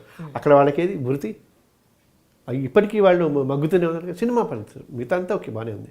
సినిమా కూడా అక్కడ ఉంటే అక్కడున్న పిల్లలకి వాళ్ళు ఇక్కడికి రావాల్సింది. మన ఝాన్సీ ఐ బిలీవ్ దట్ అక్కడ నుంచి విజయవాడ, గుంటూరు అనుకుంటా చాలామంది అక్కడి నుంచి వచ్చిన వాళ్ళే కదా. అక్కడ ఉంటే వాళ్ళ ఇంటి పక్కనే ఉంటారు కదా. ఇప్పుడు విజయవాడలో ఉన్న అమ్మాయిలు, గుంటూరులో ఉన్న అమ్మాయిలు పొద్దున వెళ్ళి, ఇప్పుడు హైదరాబాద్లో ఉన్న వాళ్ళు షూటింగ్ వెళ్ళి వచ్చినట్టుగా అక్కడున్న అమ్మాయిలు, అబ్బాయిలు కూడా షూటింగ్కి వెళ్ళి సాయంత్రానికి ఇంటికి వెళ్ళిపోయి టెక్నీషియన్స్ ఉంటారు. వాళ్ళకి ఎంప్లాయ్మెంట్ పెరుగుతుంది. ఇది నా సూచన ఫర్ ఏపీ గవర్నమెంట్. ఇప్పుడు ఆ సినిమా అక్కడ ఉండాలి, ఈ సినిమా ఇక్కడ ఉండాలి. ఇప్పుడు మనము ఇండో అమెరికన్ సినిమాలు, ఇండో రష్యన్ సినిమాలు చేస్తాం. అటువంటిప్పుడు తెలంగాణ ఆంధ్ర ఫిల్మ్ కంబైన్స్ ఎందుకు చేస్తాం? అందరూ చేస్తారు, అందరూ కలిసి ఉంటారు. కాకపోతే ఒకదాన్ని పీక నొక్కేసి తెలంగాణ సినిమాని చంపేద్దాం అనుకుంటే మాత్రం కుదరదు. ఇది మా అసోసియేషన్కి సంబంధించి ఇది ఒక అసోసియేషన్ మాత్రమే, కొంతమంది వ్యక్తులు కలిసి పెట్టిన అసోసియేషన్. అది ఈ కార్డ్స్ చెల్లవు. మీరు డిపాజిట్ చేసినా సరే కార్డు కోసమో మెంబర్షిప్ కోసమో ఆ డబ్బంతా బూడిదలో పోసిన పన్నీరే. ఎందుకంటే ఒరిజినల్గా ఉన్న ఫిలింకి సంబంధించి ఒరిజినల్గా వేరేది ఉంది, అందులో రిజిస్టర్ చేసుకోకుండా దాన్ని పక్కన పడేసి ఇది మా అసోసియేషన్ తీసుకొచ్చారని మొన్న మధ్య ఓ పెద్ద ఎవరో ఉన్నారు. దీని సంగతి మీకు ఏమన్నా? అదే కదా, మధ్య నవ్యాంధ్రప్రదేశ్ అని అక్కడ నవ్యాంధ్రప్రదేశ్ ఫిలిం ఛాంబర్ అని అక్కడ ఉంది. వాళ్ళు ఏదో తిరుపతిలో మళ్ళీ ప్రాబ్లం చేసి అదొకటి. బహుశా ప్రతాప్ రామకృష్ణ గౌడ్ అని అతను ఇక్కడ తెలంగాణ ఫిలిం ఛాంబర్ అని పెట్టి అన్ని ఆ కార్డులు అవన్నీ ఇస్తున్నారు. చల్లకపోవటం అనేది ఇప్పుడు ఫస్ట్ పాయింట్ ఏంటంటే నేను పెట్టాను 2009లో పెట్టా, తెలంగాణ రాకముందు. ఇప్పుడు తెలంగాణ కోసం మాట్లాడే చాలా పెద్ద పెద్ద వాళ్ళు అడ్వైజర్లుగా ఉండటానికి కూడా భయపడిపోయారు. వస్తున్నారు అదే ఎందుకు సార్ అని. దాంట్లో నేనేం చేశాను, ఏడాదికి 10 రూపాయలు పెట్టా. ఏడాదికి 10 రూపాయలు, నెలకు రూపాయి కూడా పడదు. అంటే ఏంటంటే మెంబర్షిప్తో ఏం చేస్తాం వాళ్ళకి. సో అదొక నేను చెప్పే కదా, ఇప్పుడు డబ్బు సంపాదించడానికి తద్వారా కొద్దో గొప్ప పేరు సంపాదించడానికి ఈ మార్గాన్ని ఎంచుకుంటే మాత్రం అవన్నీ నిలబడవు. కాకపోతే ప్రాబ్లం ఏంటంటే ఇప్పటికీ ఆ అసోసియేషన్స్కి వేటికి కూడా గవర్నమెంట్ రికగ్నైజ్ చేయాలా. ఇప్పటికీ ఆ ఆర్గనైజేషన్స్ని, ఆ ఇన్స్టిట్యూట్స్ని వాళ్ళు పిలుస్తున్నారు, మీటింగ్లు పిలుస్తున్నారు. ఏపీనే జరుగుతుంది. ఇప్పుడు వాళ్ళే ఇప్పుడు వీళ్ళకి అక్కడ 100 ఎకరాలు ఇస్తే అక్కడికి వెళ్ళొచ్చు కదా. మీరు వెళ్ళట్లేదా అసలు? ఏ మీటింగ్స్కి దీనికి దేనికి అటెండ్ అవ్వట్లేదా మీరు? అస్సలు ఎందుకంటే ఇప్పుడు అనువుగాని చోటనండి, ఇబ్బందిగా ఉన్న చోటనండి, మన మాట వినని చోటనండి. ఇప్పుడు నేను లీగల్ అడ్వైజర్గా ఉన్నప్పుడు చెప్పా, బాగా గుర్తుంది. రాళ్లపల్లి ఆయన ఎవరో విజయవాడ నుంచి ఒకతను హెల్త్ బాగాలేదు, నాకు కొంచెం ఫైనాన్స్ సాయం చేయండి అంటే దానికి మీటింగ్లు పెట్టుకుని నెక్స్ట్ మీటింగ్లో చేద్దామంటే నాకు బాగా కోపం వచ్చి గట్టిగా అరిచి డిఫర్ అయ్యాను. ఆ తర్వాత 4 రోజులకి ఆయన చచ్చిపోయారు. ఆ తర్వాత కోపం వచ్చి అందరికీ లెటర్లు రాశా. ఇప్పుడు మనము కాదు ఇక్కడ విజయవాడలో పెద్ద ఆర్టిస్ట్ అతను. ఆ తర్వాత నేను అదే ఆయన కట్టెలకు 1000 రూపాయలు ఇవ్వండి, 2 నిమిషాల మౌనం పాటించండి, అంతకంటే ఏం చేయలేము మనం అని చెప్పేసి చాలా బాధ. ఇప్పుడు పావలా శ్యామలని సకాలతో అప్పుడు 10,000 ఇచ్చావు, ఇది చెప్పుకోవటం తప్ప కోట్ల కొద్ది రూపాయలు ఖర్చు పెడుతున్నాం అనుకున్న వాళ్ళు ఒక ఆర్టిస్ట్ కూడా ఆవిడ నాకు సాయం చేయమని ఎప్పుడు అడగట్లే పాపం. నాకు నెలకు 5-6 రోజులు వేషం ఉంటే నేను నా కూతురు బతుకుతా ఉండి అని అంటుంది. 5-6 రోజులు వేషం ఇవ్వలేరు వీళ్ళకి. ఆవిడకి అంత 2000 మహానటులు నటి బహుమతులు తీసుకున్న ఆవిడ. బట్ మీరు ఇందాక అన్నట్టుగా అన్యాయం, అరాచకం that will stop, that has to be stopped. కాకపోతే ఇండస్ట్రీలో ఉన్న పెద్ద వాళ్ళు ఉన్నారు. వాళ్ళు అనుకుంటే, సిన్సియర్గా అనుకుంటే వాళ్ళ ఆస్తులు ఎక్కడికి పోవు, వాళ్ళ డబ్బులు ఎక్కడికి పోవు. అంతేందుకు హరికృష్ణ గారు ఎన్టీఆర్ హార్టికల్చర్కి సంబంధించినంతవరకు ఈ రోజుకి 66 లక్షల రూపాయలు తెలంగాణకి బాకీ ఉన్నారు. ఆంధ్రిక ఫిలిం ఛాంబర్ ఆఫ్ ఆంధ్రప్రదేశ్ వాళ్ళు 1 కోటి రూపాయలు బాకీ ఉన్నారు ఈ రోజుకి. ఇవాళ అది ఎక్కడ మాఫీ చేయించుకుందామని ఆలోచిస్తున్నాను. ఇప్పుడు ఇవన్నీ రేపొద్దున నేను కోర్టులో కేసులో అంటే ఒక్కడిని చేయలేను కాబట్టి ఇవన్నీ ప్రయత్నాలు చేసాం మనము. బట్ అప్పుడు ఇబ్బందిగా, ఈ గౌరవాలు పోతాయిగా. ఇవి విన్న వాళ్ళందరూ నిజంగా చీతు అంటారు. ఎందుకు అనిపించుకోవటం? ఎందుకంటే సినిమా వాళ్ళు అంటే మేము ఎంత గొప్పవాళ్ళం అంటే మేము ఏం కొనమంటే అది కొంటారు, ఏం తినమంటే అది తింటారు, ఏది తాగమంటే అది తాగుతారు. అంత గొప్పవాళ్ళం మీరు రెగ్యులర్గా థమ్స్అప్ ఇష్టం అనుకోండి, ఇంకోటి ఎవడో వచ్చి స్ప్రైట్ తాగమంటే మేము అది మానేసి స్ప్రైట్ తాగుతారు. ఈ మనీని తీసేసి రామరాజు కాటన్ వేసుకోమంటే అది వేసుకుంటారు. ఆ గోల్డ్ తీసుకోండి కళ్యాణ్ జ్యువెలర్స్ గోల్డ్ కనుక్కోమంటే కొనుక్కుంటారు. అంత పవర్ఫుల్, అంత గౌరవం ఇచ్చిన మీడియా ఎంత బాధ్యతతో ఉండాలి సమాజం పట్ల. సార్ అంటే మీరు ఇక్కడే పుట్టారు కాబట్టి అడుగుతున్నాను, అప్పట్లో ఇంత ఉధృతంగా ఉండేదండి తెలంగాణ ఉద్యమం? చచ్చిపోయారుగా, 69లోనే చచ్చిపోయారు. అప్పుడు నిజంగా చచ్చారు. ఇప్పుడు మనం అంటే తప్పది. ఇప్పుడు 1000 మందిలో అబద్ధంగా చచ్చారా? అలా అని కాదు, చాలామంది యూనివర్సిటీలో వీళ్ళు వాంటెడ్లీ కొన్ని చేశారని చెప్పని ఒక మాట ఉంది. మనిషి చచ్చిపోయారుగా. చచ్చిపోయారు. అది కరెక్టే కదా? లేదా ఒక సినిమాలలాగా డోపుని తీసుకొచ్చి రబ్బర్ బొమ్మని తెచ్చి చంపారా? 1000 మంది చచ్చిపోయారు. వాళ్ళ కళ్ళ ముందు మీరే ఈ కెమెరాలతో తగలబడిపోతుంటే చూపించారు. అది ఉద్యమం, అది భావన, అది ఆత్మ. ఇది తెలంగాణ చేశారప్పుడు ఇంత యాజిటేషన్ అంత పీక్ లెవెల్లో ఉన్నప్పుడు ఈసారి వచ్చేస్తుంది తెలంగాణ ఎట్టి పరిస్థితుల్లో, ఇప్పటివరకు రాలేదు కానీ ఇప్పుడు వస్తుంది గ్యారంటీగా అనుకున్నారా? అందుకే 100% అనుకో. మేము అందరూ లాయర్లాగా మేము రోడ్డు మీద తిరిగాం కదా, మీటింగ్లలో చెప్పాం కదా. నేను అప్పుడు కూడా ఇంకోటి చెప్తాను మీకు. అందుకే మేమేమంటే ఔరేక్ ధక్కా తెలంగాణ పక్క అనే నినాదం కూడా ఉంది. ఇంకొకసారి చూస్తే బండి స్టార్ట్ అవుతుందంటాం కదా, అట్లా ఒక్క ధక్కా ఇస్తే తెలంగాణ పక్కాగా వస్తుంది అనుకుంది. అది జరిగింది కదా. వాళ్ళు ఏమనుకున్నారు, 2013లో చిదంబరం ఇది ఇచ్చినప్పుడు వాళ్ళందరూ ఎంపీలు రిజైన్ చేస్తే ఆపింది. అమ్మాయి ఈసారి కూడా అలాగే ఉంటుంది కదా అనుకుని నెగ్లెక్ట్ చేశారు, వచ్చేసింది, సచ్చేది. సార్ అలాగే మీరు భార్య భార్య బాధితుల సంఘం ఏర్పరిచినప్పటి నుంచి ఈ రోజు వరకు మిమ్మల్ని ఆశ్చర్యానికి గురి చేసిన కేసులు ఏమైనా ఉన్నాయా అందులో? Very interesting. ఏది ఉండదు. ఎందుకంటే ప్రతి కేసు ఆశ్చర్యానికి గురి చేస్తుంది. కారణం ఏంటంటే జీవితాంతం కలిసి చచ్చిపోయేదాకా బతికుందాం, కలిసి నడుద్దాం అనుకున్న వాళ్ళు ఇన్ని కష్టాలు, ఇన్ని ఇబ్బందులతోటి, ఇంత పగలతోటి ఎలా ఉంటారా అని అనిపిస్తుంటుంది. అందుకని వాళ్ళకి కొంచెం ధైర్యం చెప్పి, అమ్మాయిలు కానీ అబ్బాయిలు కానీ కాస్త ధైర్యం చెప్పి, మీరు నిలబడంటారా, మీరు ఆనందంగా ఉండండి, మీరు హ్యాపీగా ఉంటే మీ చుట్టూ ఉన్న పరిసరాలని హ్యాపీగా ఉంచుతారు అని చెప్పి వాళ్ళని నిలబడేలాగా చేయటం. అలా చాలామందిని చేసాం. అది కాన్ఫిడెంట్. తర్వాత 1% కలవటానికి అవకాశం ఉంది అనుకున్నా కూడా దాన్ని 100% చేశాం. మరీ 100% లేదు సార్, చచ్చిపోతాను ఆయన ఉంటే లేదా ఆవిడ ఉంటే అని అంటే తప్ప. అప్పుడు కూడా అంటే మేము what we have been saying that choose happy marriage or easy divorce అని బ్యానర్ మా ఇంకో ఆఫీస్లో ఉంది, పెద్ద బ్యానర్, పెద్ద అక్షరాలతో చూజ్ హ్యాపీ మ్యారేజ్ రాసి ఆర్ చూజ్ ఈజీ డివోర్స్ అని చిన్న అక్షరాలతో రాశాం. మన దగ్గరికి వచ్చిన చాలామంది, కొంతమంది విమెన్ ఆర్గనైజేషన్స్ వాళ్ళు, మిగతా వాళ్ళు, అదేం సార్ ఈజీ డివోర్స్ అంటున్నారు. ఎక్కడ ఉంది అన్న, అక్కడ రాసిన నాకు కనబడట్లేదు అని. ఇంత అక్షరాలతో ఉన్న హ్యాపీ మ్యారేజ్ మీకు కనబడదు, ఇంత అక్షరాలన్న ఈజీ డివోర్స్ కనిపిస్తుంది. అంటే మీరు చూసే దృష్టి అదే. ఎందుకు ఈజీ డివోర్స్ అంటున్నాం అంటే, ఈజీ డివోర్స్ ఉంటే ఆ అమ్మాయి ఆత్మహత్య చేసుకోదు, లేదా అబ్బాయి ఆత్మహత్య చేసుకోడు, లేదా వాడు చంపడం, వేరే మార్గాలకు వెళ్ళడం కుదరదు. Okay, letters part with friends అని స్నేహితులాగా ఉందాం అనుకున్నాం, కుదరలేదు, స్నేహితులాగా విడిపోదాం అని అనుకోండి అని చెప్తున్నాం. So that's what even Supreme Court says, society says, పెద్దలు, ఎవ్రీబడి సేస్ కదా. ప్రయత్నం చేయండి ఇన్స్టిట్యూషన్ని. ఇంకొకటి ఏంటంటే, ఎంత ఇబ్బంది అయినా ఇంకా ఎక్కువ ఇంకొక స్టెప్ ఫర్దర్ వెళ్ళి మేము ఏం చెప్తామంటే, 2-3 ఏళ్ళు పెళ్లి చేసుకుందాం, 2-3 ఏళ్ళు పిల్లలు కనకండి, డిసైడ్ చేయండి. ఎస్ మేము కలిసి ఉంటాం అనుకుంటే పిల్లలు కండి. పిల్లలు అన్న తర్వాత మాత్రం ఎట్టి పరిస్థితుల్లోనూ విడాకులకు వెళ్ళకండి అని మేము అడ్వకేట్ చేస్తున్నాం. నిజమండి, లేదంటే అన్నెసరీ పిల్లలు సఫర్ అయిపోతారు మధ్యలో. ఆడపిల్లలైతే అన్యాయం అయిపోతున్నారు, అటు ఇటు రకరకాల పక్కదారి పడి. మగపిల్లలైతే క్రిమినల్స్ తయారవుతున్నారు. ఎందుకు వద్దనుకుంటే కుదరదు, వదిలే పిల్లలు. అది మేము అడ్వకేట్ చేస్తాం బాగా. అందుకే ప్రీ మ్యారిటల్ కౌన్సిలింగ్ కావాలని ఖచ్చితంగా చెప్తాం. ఆ కౌన్సిలింగ్ 100% మంచి రిజల్ట్ ఇస్తుంది. Than anything. కానీ పేరెంట్స్ ఒప్పుకుంటారండి ప్రీ మ్యారిటల్ కౌన్సిలింగ్కి?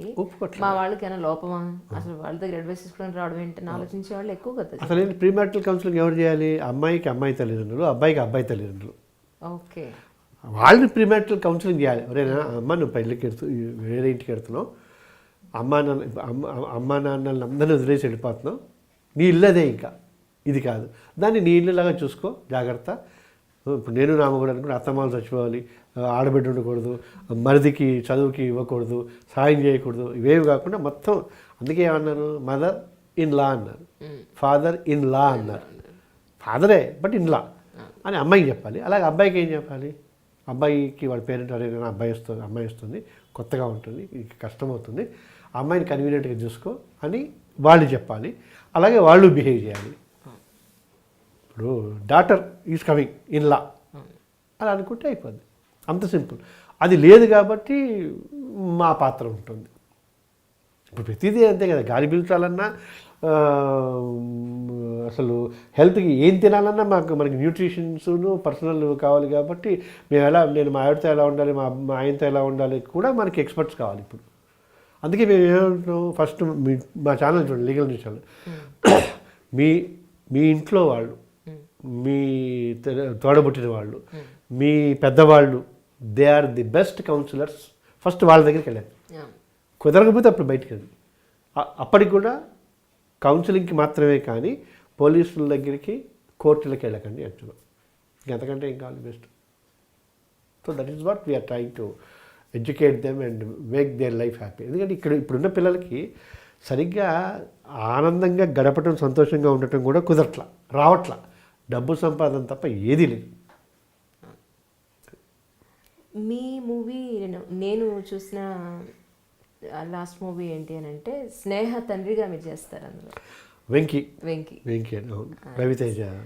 అరే చాలా ఏళ్ళైంది స్క్రీన్ మీద చూసి అనే ఒక, అంటే ఎప్పుడో చూసాము, తర్వాత మళ్ళీ ఇప్పుడే చూస్తున్నామని అంత మంచి నిజంగా మా ఎవరి ఫాదర్ని వాళ్ళు అందులో అక్కడ చూసుకున్నట్టుగా ఉంటుంది. మంచి అంటే మీ సినిమాలు చూడటం తగ్గించినట్టున్నారు. గోదావరి అని శేఖర్ కమల్ అది చాలా మంచి సినిమా. అవును, మొన్న అని ఒక సినిమా చేసాం, అది మంచి సినిమా. మల్లీశ్వరి ఇప్పుడు ఈ మధ్య ఇంకో 4 దట్ ఈస్ మహాలక్ష్మిని తమన్నా ఫాదర్గా చేస్తున్నాను. తర్వాత కళ్యాణం సినిమాలో నివేదిత థామస్ అని ఉంది, అమ్మాయి ఫాదర్గా చేస్తున్నాను. 4-5 సినిమాలు చేశాను. ఓకే, సరదాగా ఉంటుంది. ఎందుకంటే ఇప్పుడు ఇక్కడున్న ది సో కాల్డ్ స్ట్రెస్ నుంచి రిలీవ్ కావడానికి నాకు సినిమా దోహదపడుతుంది. అంటే ఊరికే వేరే టెన్షన్స్ ఉన్నాయి. మన దగ్గరికి వచ్చేవాళ్ళందరూ ఎవ్వరు కూడా అందరూ బెంగెట్టుకుని గడ్డ పెంచుకుని చిక్కిపోయి ఏడుస్తూ వస్తారు తప్ప చాలా ఆనందంగా హ్యాపీగా hi I just came to see you అని లాయర్ దగ్గరికి రాలి కదా, అవునా? సో అందుకని ఈ స్ట్రెస్ అంతా మేము తీసుకోవాలి. ఇప్పుడు మా ఇద్దరికి అలవాటు ఏంటంటే ఏదో 4 కాగితాలు రాసి అయిపోయింది, పడేసి ఆ కేసు అయిపోయింది, నెక్స్ట్ కేసు ఏది, నెక్స్ట్ ఫైల్ ఏది అని అనుకోవటం కాకుండా ఫైల్ అనేది క్లయింట్కి ఉంటుంది, మాకు జీవితం. అందుకని ఆ జీవితాన్ని ఫైల్ని జీవితంలాగా చూస్తాం. అందుకని కొంచెం ఎక్కువ స్ట్రెస్ ఉంటుంది అందుకంటే మాకు. అంటే జనరల్గా అడ్వకేట్స్ అంత స్ట్రెస్ అయితే తీసుకోవట్లేదు సార్. అది దానికి బాగా ఎక్స్పర్ట్లు కావాలి. ఆ ఎక్స్పర్టీస్, ఆ పరిణితి, ఆ స్థితప్రజ్ఞత మా ఇద్దరికి లేదు. కాబట్టి ఎవరైనా కొంచెం బెంగెట్టుకుంటే అమ్మో అనుకుని మన అమ్మాయో మన అబ్బాయో మన పిల్లలు అని ఫీల్ అయిపోతున్నారు. అలా అనుకోలేకపోతున్నారు అన్నది అది మేము అలా అనుకుంటున్నాం కాబట్టి మేము గ్రేట్ అట్లా. ఎందుకలా డిటాచ్డ్గా ఉండి కొంచెం గట్టిగా ఉండి ఏమమ్మా కష్టమా, చచ్చిపోయాడా, చంపేశాడా, పొడుస్తున్నాడా అని అయితే సరే ఇది ఈ కేసు వేయాలి, ఈ కేసు వేయాలి, డబ్బులు ఇచ్చేస్తే అయిపోతుంది అని చేయలేకపోతున్నాం. ఎందుకో మరి అది కూడా బ్యాడేగా. అంటే మన బలం చెప్పినట్టే మన బలహీనత కూడా చెప్పుకోవాలి. అంటే బాధపడుతుంటే స్పందించకుండా ఉండటం అన్నంత ఆ గట్టి మనస్సు ఉండాల. ఊరికి ఇట్లా కొడితే టెంగమని ఉంటుంది. అందుకని అంటే ఈ మూవీ షూటింగ్స్ కానీ లేదంటే ఏ షూటింగ్స్ అయినా సరే అటువైపు ఉన్నప్పుడు సపోజ్ మీకు కోర్టులో డేట్ ఉన్నప్పుడు మేడం సపోర్ట్ చేస్తూ ఉంటారా? ఆ టైంలో మేడం కనిస్తూ ఉంటారు. అంటే మేము మా పెళ్ళైనప్పుడు తను ఇంటర్మీడియట్ ఇప్పుడు అది తిడుతుంది అన్నప్పుడు జాగ్రత్త బాల్య వివాహం నాకు కోపం వచ్చింది ఇప్పుడు కేసు వేసినా అని పోతావు అని. అందుకు నేను జాగ్రత్తగా ఉంటూ ఆ తర్వాత ఇంటర్మీడియట్ నుంచి తను చదువుకుంది, లా చేసింది, నాకంటే ఎక్కువ చదువుకుని ఫస్ట్ బ్యాచ్లో ఏడిఆర్ కాన్సెప్ట్ చేసింది, అన్నీ చేసింది. చాలా బాగా చేస్తావు అంటే నిజమే అనుకుని మొత్తం బాధ్యత తన మీద వేసుకుంటుంది. నేను హాయిగా షెడ్యూల్లో వెళ్ళిపోయి షూటింగ్ అయినప్పుడు వెళ్ళిపోతాను. మొన్న మధ్య మైసూర్కి 15 రోజులు, మళ్ళీ రేపటి నుంచి 3 రోజులు పాటు షూటింగ్ అయితే everything she is doing. And that's reason అంటే with this help of juniors ఉంటారు, వాళ్ళు మొత్తం డ్రాఫ్టింగ్ తను చేస్తుంది, కౌన్సిలింగ్ మేజర్ కౌన్సిలింగ్ చేస్తుంది. నాకంటే తన గోపిక ఎక్కువ, అందుకని కౌన్సిలింగ్ జాగ్రత్త. తన కౌన్సిలింగ్ చేస్తే గ్యారంటీగా ఉంటుంది. ఏదైనా కలిపేది కేసు ఏదైనా ఉంటే నేను 5 నిమిషాల తర్వాత తిట్టడం మొదలెడుతున్నా నాకు తెలిసిపోతుంది. అందుకు మెల్లగా ఆవిడకి అప్పచెప్తాను. నేను 5 నిమిషాలు అయితే 5 గంటలు 5 రోజులు కూడా చేస్తుంది, ఖచ్చితంగా కాపురం నిలబెడుతుంది. అంటే ఎక్కువ ఈ ఫ్యామిలీ ఇష్యూస్కి ఎక్కువ ఇంపార్టెన్స్ ఇచ్చారండి. స్టార్టింగ్లో క్రిమినల్ చేశాను, చెప్పే కదా 200 మర్డర్ కేసులు చేశాను. ఆ తర్వాత ఇవి ఎక్కువైపోయి ఇప్పుడు 3 పూలు 6 కాయల్లాగా 3 498లు 6 విడాకుల్లాగా అయిపోయేసరికి వీఆర్ ఫోర్స్ టు ప్రాక్టీస్. ఈ ప్రాక్టీస్ చేసే పద్ధతిలో డబ్బు సంపాదన మెయిన్ కాదు. మనం ఏదైతే డిజర్వింగ్ ఉందో దానికంటే ఎక్కువ ఇచ్చాడు. 1 కారు కావాలంటే 2 కార్లు ఇచ్చాడు. 1 పూట తిండి తినే బియ్యం ఏమంటే 10 పూటలు తినేది బియ్యం ఇచ్చాడు. ఇంకెంతకన్నా ఏం కాదు వారికి. సో ఆ అవసరం కూడా లేదు కాబట్టి కొంచెం గట్టిగా. సినిమాల్లో కూడా చాలామంది అంటూ ఉంటారు, మీకు వేరేది ఉంది కాబట్టి ఫైట్ చేస్తున్నారు అందరితోటి. చాలామంది అంటూ ఉంటారు, మీరు సినిమా ఇండస్ట్రీలో ఉండి సినిమా వాళ్ళ మీద ఫైట్ చేస్తున్నారు ఏంటి అంటే అందులో లోటుపాట్లు నాకంటే ఎక్కువ ఎవరికి తెలుస్తాయి. అందుకని బహుశా అది కూడా తప్పేనా. ఎందుకంటే ఎక్కడుంటే వాడితో మా ఆవిడ నేను కోర్టుకు వెళ్ళినప్పుడల్లా నన్ను స్కూల్ పిల్లల్ని పంపితే పిల్లలతో కొట్టాడొద్దు అది ఇది అన్నట్టుగా జడ్జీలను కోపడకండి తిట్టకండి అని అంటూ ఉంటుంది. ఏం చేస్తాం, అది తప్పదు. మీ ఇద్దరిలో ఎవరి డామినేషన్ అంటే ఎవరు చెప్తారు? మీరు డామినేషన్ అంటే నాదే. నాకు అలా కనపట్లేదు. అంటే ఒకటి ఇప్పుడు ఎందుకంటే నా డామినేషను ఇప్పుడు నేను ఏం చెప్పినా జాగ్రత్త నేను ఇలా చేస్తున్నాను అంటే సరే అని అప్రూవల్ తీసుకుని నేను డామినేట్ చేస్తుంటాను. ఇప్పుడు డామినేషన్ నేనేగా. ఆ మధ్య ఎక్కడ అంటున్నాను ఇప్పుడు మనం ఏ సినిమాకి వెళ్దాం, లేదా ఏ ఇల్లు కొనుక్కుందాం, ఎంత డబ్బు ఇన్వెస్ట్ చేద్దాం, ఏ కారు కొనుక్కుందాం అన్న చిన్న విషయాలన్నీ నా డామినేషను. అదే ఏ సినిమాకి వెళ్దాం, ఇవాళ ఏ కూర చేయాలని పెద్ద విషయాలని తన డామినేషన్. ఏది పెద్ద విషయం అంటే గమ్మత్ ఏంటంటే కనెక్ట్ కావాలంటారు కదా, కనెక్ట్ అయిపోతే సరిపోతుంది. If wife and husband can be like friends, the friendship can last for. You are a wife, your duties are this, I'm husband, my priorities and my privileges are this అనుకుంటే కొంచెం ఇబ్బంది అనిపిస్తుంది. ఇప్పుడప్పుడు ఇందాక మనం అనుకున్నట్టుగా పబ్లలో అమ్మాయిలు సిగరెట్లు ఇట్లాగా ఎప్పుడప్పుడు తిరగబడి రాజు వస్తుంది, మాకు మంచి రోజులు వస్తాయి అనుకున్నట్టుగా ఉంటుంది ఆ కాపురం. వచ్చినప్పుడు రివాల్ట్ అవుతుంది, that results in to the divorces and breakup of marriages అంటారు. అంటే ఈ కేసులు ఫ్యామిలీ కేసెస్ మీరు ఎక్కువ చూస్తున్నారు కాబట్టి అడుగుతున్నాను. పెళ్లి చేసుకోబోయే వాళ్ళకి కానీ, లేదా కొత్తగా చేసుకున్న వాళ్ళకి కానీ, లేదా చేసుకుని ప్రతిరోజు కొట్లాడుకునే తల్లిదండ్రులకి, వైఫ్ అండ్ హస్బెండ్స్కి కానీ, మొత్తం మీద సమాజంలో ఉన్న ప్రతి దంపతులకి మీరు ఏం చెప్పదలుచుకున్నారు? సింపుల్. ఫస్ట్ అద్దంలో చూసుకోండి, మిమ్మల్ని మీరు ప్రేమించండి, ఇష్టపడండి, నేను బాగుండాలి, నేను నవ్వుతూ ఉండాలి అనుకోండి. That solves everything. అదే అంటే 100% స్వార్థంతో ఉండండి. నేను బాగుండాలి అనుకుంటే ఏంటి, మీ భార్యని లేదా మీ భర్తని సుఖపెడితే ఈ బాగుంటున్న ఉన్నది రిఫ్లెక్ట్ అవుతుంది. ఆవిడ తిడితే మీరు బాగుండరు, మీరు చిరాగ్గా ఉంటారు, మీరు ఏడుస్తూ ఉంటారు. అంత సింపుల్. ఇప్పుడు పొరుగువాడికి తోడుపడి పోయి మీరు తగ్గండి, మీరు కాంప్రమైజ్ కండి, నేను బాగుండాలి, నేను ఆనందంగా ఉండాలి. ఇప్పుడు ఆనందంగా ఉండాలనుకుంటేనే సినిమాకి వెళ్ళి ఆనందంగా ఉంటారు, లేకపోతే దానికోసం సినిమా తీసుకెళ్తున్నాను, దానికోసం హోటల్ తీసుకుంటున్నానన్నా 2 ప్లేట్లను పెడితే మీరు తినేది కూడా మీరు విషయంగా కనిపిస్తుంటుంది, కంపల్షన్ లాగా. You love your self and కొంచెం కన్సన్ట్రేషన్. ఇప్పుడు మీకు మంచూరియా ఇష్టమైతే, ఆవిడకి పన్నీర్ ఇష్టమైతే పన్నీర్ చెప్తే సరిపోద్ది, లైఫ్ సెట్ అయిపోద్ది. అంతేగాని నువ్వు పన్నీర్ తినే మంచూరియా అంటే రెండిట్లో ఏదో ఒకటి. కాబట్టి ఎక్కువ ఆడవాళ్ళు కాంప్రమైజ్ చేస్తారు. అందుకే చాలా మంది మా ఇంట్లో అందరికీ మా అమ్మాయికి, మా అబ్బాయికి, నాకు ఆలు అంటే ఇష్టం. చాలా రోజుల తర్వాత అసలు దాకా అతను ఆలు తినేది, ఎందుకు తినేది కాదు నేను అలా చేస్తాను. ఎందుకంటే some X amount of curry చేస్తాను. ఆ కర్రీ ఇష్టమైన ముగ్గురికి నేను కూడా తింటే సరిపోదేమో అనుకుని సాక్రిఫైస్ చేస్తారు, అది తెలియకుండా. ఇది అండర్ కరెంట్గా ఉంటుంది. అందరి తల్లులకి, అందరి భార్యలకి ఇది ఉంటుంది, మీరు అబ్జర్వ్ చేయండి. ఆఖరి తింటారు, మిగిలితే తింటారు, లేకపోతే లేదు. అంత చిన్న ఇష్యూస్ని కూడా పట్టించుకునే వాళ్ళు అంత ఆలోచిస్తుంటే మనం ఎందుకు ఆలోచించకూడదు అని ఒక బట్ ఏదేమైనా నువ్వు గొప్ప అనుకుంటే అదే. ఇంకోటి, నిన్న ఆ సినిమాలో ఇప్పుడు తానే తందాన అంటే సరిపోద్ది, నువ్వు గొప్ప, నువ్వే గ్రేటు అని అంటే సరిపోద్ది. మనుషులు ఇబ్బంది ఇది కాదు కదా అని అనుకున్నా కూడా భలే చెప్పేవాడు సరిపోద్ది. ఇందాక ఏదో ఒక సెంటెన్స్ చెప్పాలి ఖచ్చితంగాను, ఒక విషయం చెప్పాలని అన్నారు. సో అదేంటి అడుగుదామని అనుకున్నాను. ఇందాక బ్యాటరీ మార్చడానికి ముందు ఒక సెంటెన్స్ చెప్పాలి, గుర్తు చేయండి నాకు అని అన్నారు. అది ఆ తెలంగాణ కాన్సెప్ట్కి వెళ్ళిపోయి ఆ సినిమాలు అని అనుకుంటున్నప్పుడు, అదే ఔరేక్ దక్క తెలంగాణ పక్క అన్నప్పుడు నేను చాలా మీటింగ్లలో అప్పుడు చెప్పాను, మనం 100 తెలంగాణలు సాధించుకోవచ్చు కానీ తెలంగాణ సినిమాని సాధించుకోలేము అని చెప్పాను. అప్పుడు అందరూ నాయకులందరూ మీరు అట్లా ఓపెనింగ్ చెప్పకండి అంటే, నేను సినిమా గురించి అంటున్నాను, తెలంగాణ వస్తుంది ఖచ్చితంగా, సినిమా మాత్రం రాదు. ఇప్పటికీ అదే, ఈ రోజుకి అదే, రేపటికి అదే. It is very serious. ఎందుకంటే తెలంగాణని శ్వాసించే, తెలంగాణ కల్చర్ని అభిమానించే ప్రతి ఒక్కళ్ళ మనసులను గూడు కట్టుకుపోయింది. అంతేందుకు ఇప్పుడు అధికార పార్టీలో ఉన్న చాలామంది, దేశపతి శ్రీనివాసు, నారదాసు లక్ష్మణరావు, రసమై బాలకృష్ణ, ఇట్లా చాలామంది సినిమాని, నందిని సిద్ధారెడ్డి గారిని శ్వాసించి ఇష్టపడి, జూలూరి గౌరీశంకర్ వీళ్ళందరూ ఉన్నారు.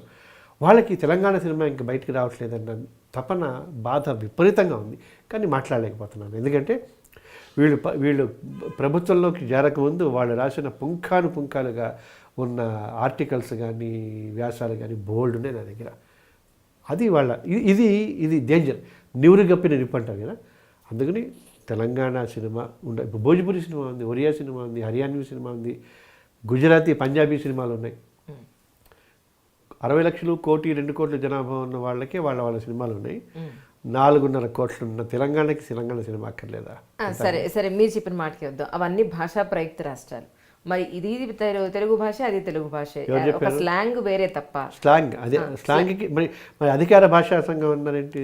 మరి తెలుగు తెలంగాణ అధికార భాష తెలుగు కాదా చెప్పండి. ఇప్పుడు తెలంగాణ భాషా దినోత్సవం అన్నారు కదా, మాతృభాషా దినోత్సవం అని తెలంగాణ భాషా దినోత్సవం కానీ అదే చేయట్లా.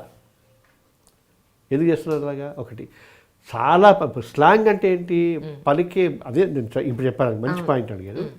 స్లాంగ్ అంటే ఆ విరుపు, అవును, ఆ మాడ్యులేషన్. ఏట్రా వచ్చావా, ఏట్రా వచ్చారా, ఏరా వచ్చావా, ఏందిరా వచ్చావా, ఇదే కదా. అవును. ఓకే. తశ్వా అంటే తెలుసా మీకు? తశ్వ చాలా మందికి తెలియదు. తెలియదు. మీరు SMS పెట్టండి, ఎంతమందికి తెలుసు? ఆ. తశ్వా అనేది తెలంగాణ. అచ్చా. ఓకే. ఓకే. ఓకే. అంటే తశ్వా అంటే రాజీ చేసుకోవటం, కాంప్రమైజ్ చేసుకోవటం. ఓకే. ఓకే. రెండోది, ఆంధ్రప్రదేశ్ మొత్తంలో వకీల్ సాబ్ అని ఎవరైనా అంటారా? వకీల్ సాబనా? లేదు, అక్కడ అన్నారు కదా, ప్లీడర్ గారు అంటారు. అవును, ప్లేడరు లేదా లాయరు, అడ్వకేట్. ప్లీడర్ గారు అంటారు. ప్లేడర్ గారు అంటారు. అవును. ముఖ్యంగా తెలుగులో అంటే ప్లీడర్ గారు. ప్లేడర్, అవును. ఇక్కడ తెలంగాణలో వకీల్ సాబ్ అంటారు, అవును. ప్లీడర్ గారు అంటారు ఇక్కడ. అవును. మరి యాక్సెంట్ ఎట్లయింది దీన్ని? భాష కదా. ఇట్లా వీళ్ళే తెలంగాణ ఇదని ఎస్వి సత్యనారాయణ మన వాళ్ళు ఎవరో చేస్తారు అనుకుంటా, ఇంత గ్రంథం చేశారు. ఓకే. దాన్ని భాష స్లాంగ్ అనకండి, తెలియక. ఇప్పుడు నేను అనేది ఒకటి, స్లాంగ్ అనేది నేను ఎందుకు మీకు చెప్తున్నా అంటే, మీరు జర్నలిస్ట్గా చాలా చోట్లకి వెళ్తున్నారు, చాలా మందితో ఇంటరాక్ట్ అవుతున్నారు కాబట్టి అడగండి వీళ్ళని. స్లాంగ్ అంటే ఆ మాడ్యులేషన్ అంటాం, ఆ భాష అంటాం, లోకల్గా చిన్న చిన్న విషయాలు. ఇప్పుడు చాలామంది పారిపోవటం అంటే లేచిపోవటం, పారిపోవటం అని అంటారు. తెలంగాణలో ఒక పదం అంటారు, అది నేను చెప్పడానికి కొంచెం ఇబ్బంది ఉంటుంది. అది పరమ బూతు తెలుగులో. ఒకసారి నేను చెప్తాను, ఒక మన ఏదో ఛానల్ అమ్మా, ABN లేకపోతే CVR తెలియదు కానీ, పెద్ద discussion, panel discussion. Rasamayya Balakrishna ఉన్నాడు, కోట శ్రీనివాస వాళ్ళు అందరం, మేము అందరం 20-30 మంది. లైవ్ పెడుతోంది. లైవ్లో ఇతను రసమయ్య వాళ్ళు పారిపోయారంటానికి ఆ మాట అన్నాడు. ఒక్కసారి అందరికీ గుండె జల్లు మంది, అంత బూత్ అది. చాలా క్యాజువల్గా అమ్మమ్మలు, బామ్మలు, చిన్నపిల్లలు, పెద్దవాళ్ళు, పనివాళ్ళు చాలా క్యాజువల్ మాట్లాడతారు. భాష డిఫరెంట్.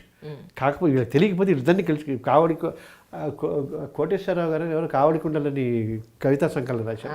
అందులో భలే రాశారు. ఎందుకంటే ఇంకోటి, మాది కాదు మొర్ర అంటే మీది ఇదే.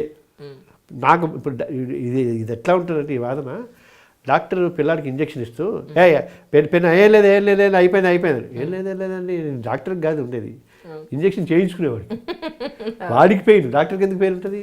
అలాగా భాషని తొక్కి పెట్టేస్తున్న వాళ్ళకి పెయిన్ ఉంటుంది. కానీ ఇప్పుడు నేను చెప్పే కదా, ఇప్పుడు సినిమా ఏది హైదరాబాదే, మూవీ ఆర్టిస్టులకి movie artist association, chamber, AP chamber, అంతెందుకు వాళ్ళు ఎంత తెలియగల వాళ్ళంటే అన్ని ఇప్పుడు AP ఫిలిం ఛాంబరు, AP ఇవన్నీ ఏపీ అంటే వర్కౌట్ కావట్లేదు, తాట తీస్తారని చెప్పేసి చాలా తెలివిగా ఏపీని తెలుగు చేశారు. ఇక్కడే ఉంటాం తెలుగు, అట్లా అన్యాయం కదా. మరి తెలుగు అంటే తెలంగాణ ఎందుకంటే ఆఖరికి ఇప్పుడు అంత ఎందుకమ్మా, తెలుగు తల్లికి ఒక పూర్ణ కుంభం ఏదో పెడితే ఇక్కడ తెలంగాణ తల్లికి ఒక చెరుగడని ఇంకోటి ఏదో పెట్టినట్టు గుర్తు నాకు. తెలుగు తల్లిని తెలంగాణ తెలుగు వేరు చేస్తారు కదా. మరి ఒకటే అని ఎట్లా అంటే అసలు కాన్షియస్ ఉండదా, మనస్సు ఉండదు వాళ్ళకి. ఆంధ్రప్రదేశ్ వేరే కదా, బార్డర్, తెలంగాణ వేరే కదా, 2 రాష్ట్రాలు. ఇప్పుడు మరాఠీకి, హిందీకి అంతెందుకు, మన దగ్గర స్లాంగ్లు వేరే. అంటే ఇప్పుడు ఉత్తరాంధ్ర ఒకటి ఉంటుంది, రాయలసీమ ఒకటి ఉంటుంది, కృష్ణా ఒకటి ఉంటుంది, ఒంగోలు వైపు ఒకటి ఉంటుంది, ఇక్కడ తెలంగాణలో ఒకటి, కోదాడ వైపు కొంత ఇది ఉంటుంది. ఇప్పుడు వాటిని ఇప్పుడు వితండవాదన చేస్తూ ఎట్లా మనకు కావాల్సిన ఏదైనా సరే సినిమా, నేను తెలంగాణ సినిమా అనేసరికి ఫేస్బుక్లో ఎప్పుడైనా తెలంగాణ సినిమా ఉండద్దా అని అనేసరికి విరుచుకుపడ్డవాళ్ళు 3 మంది.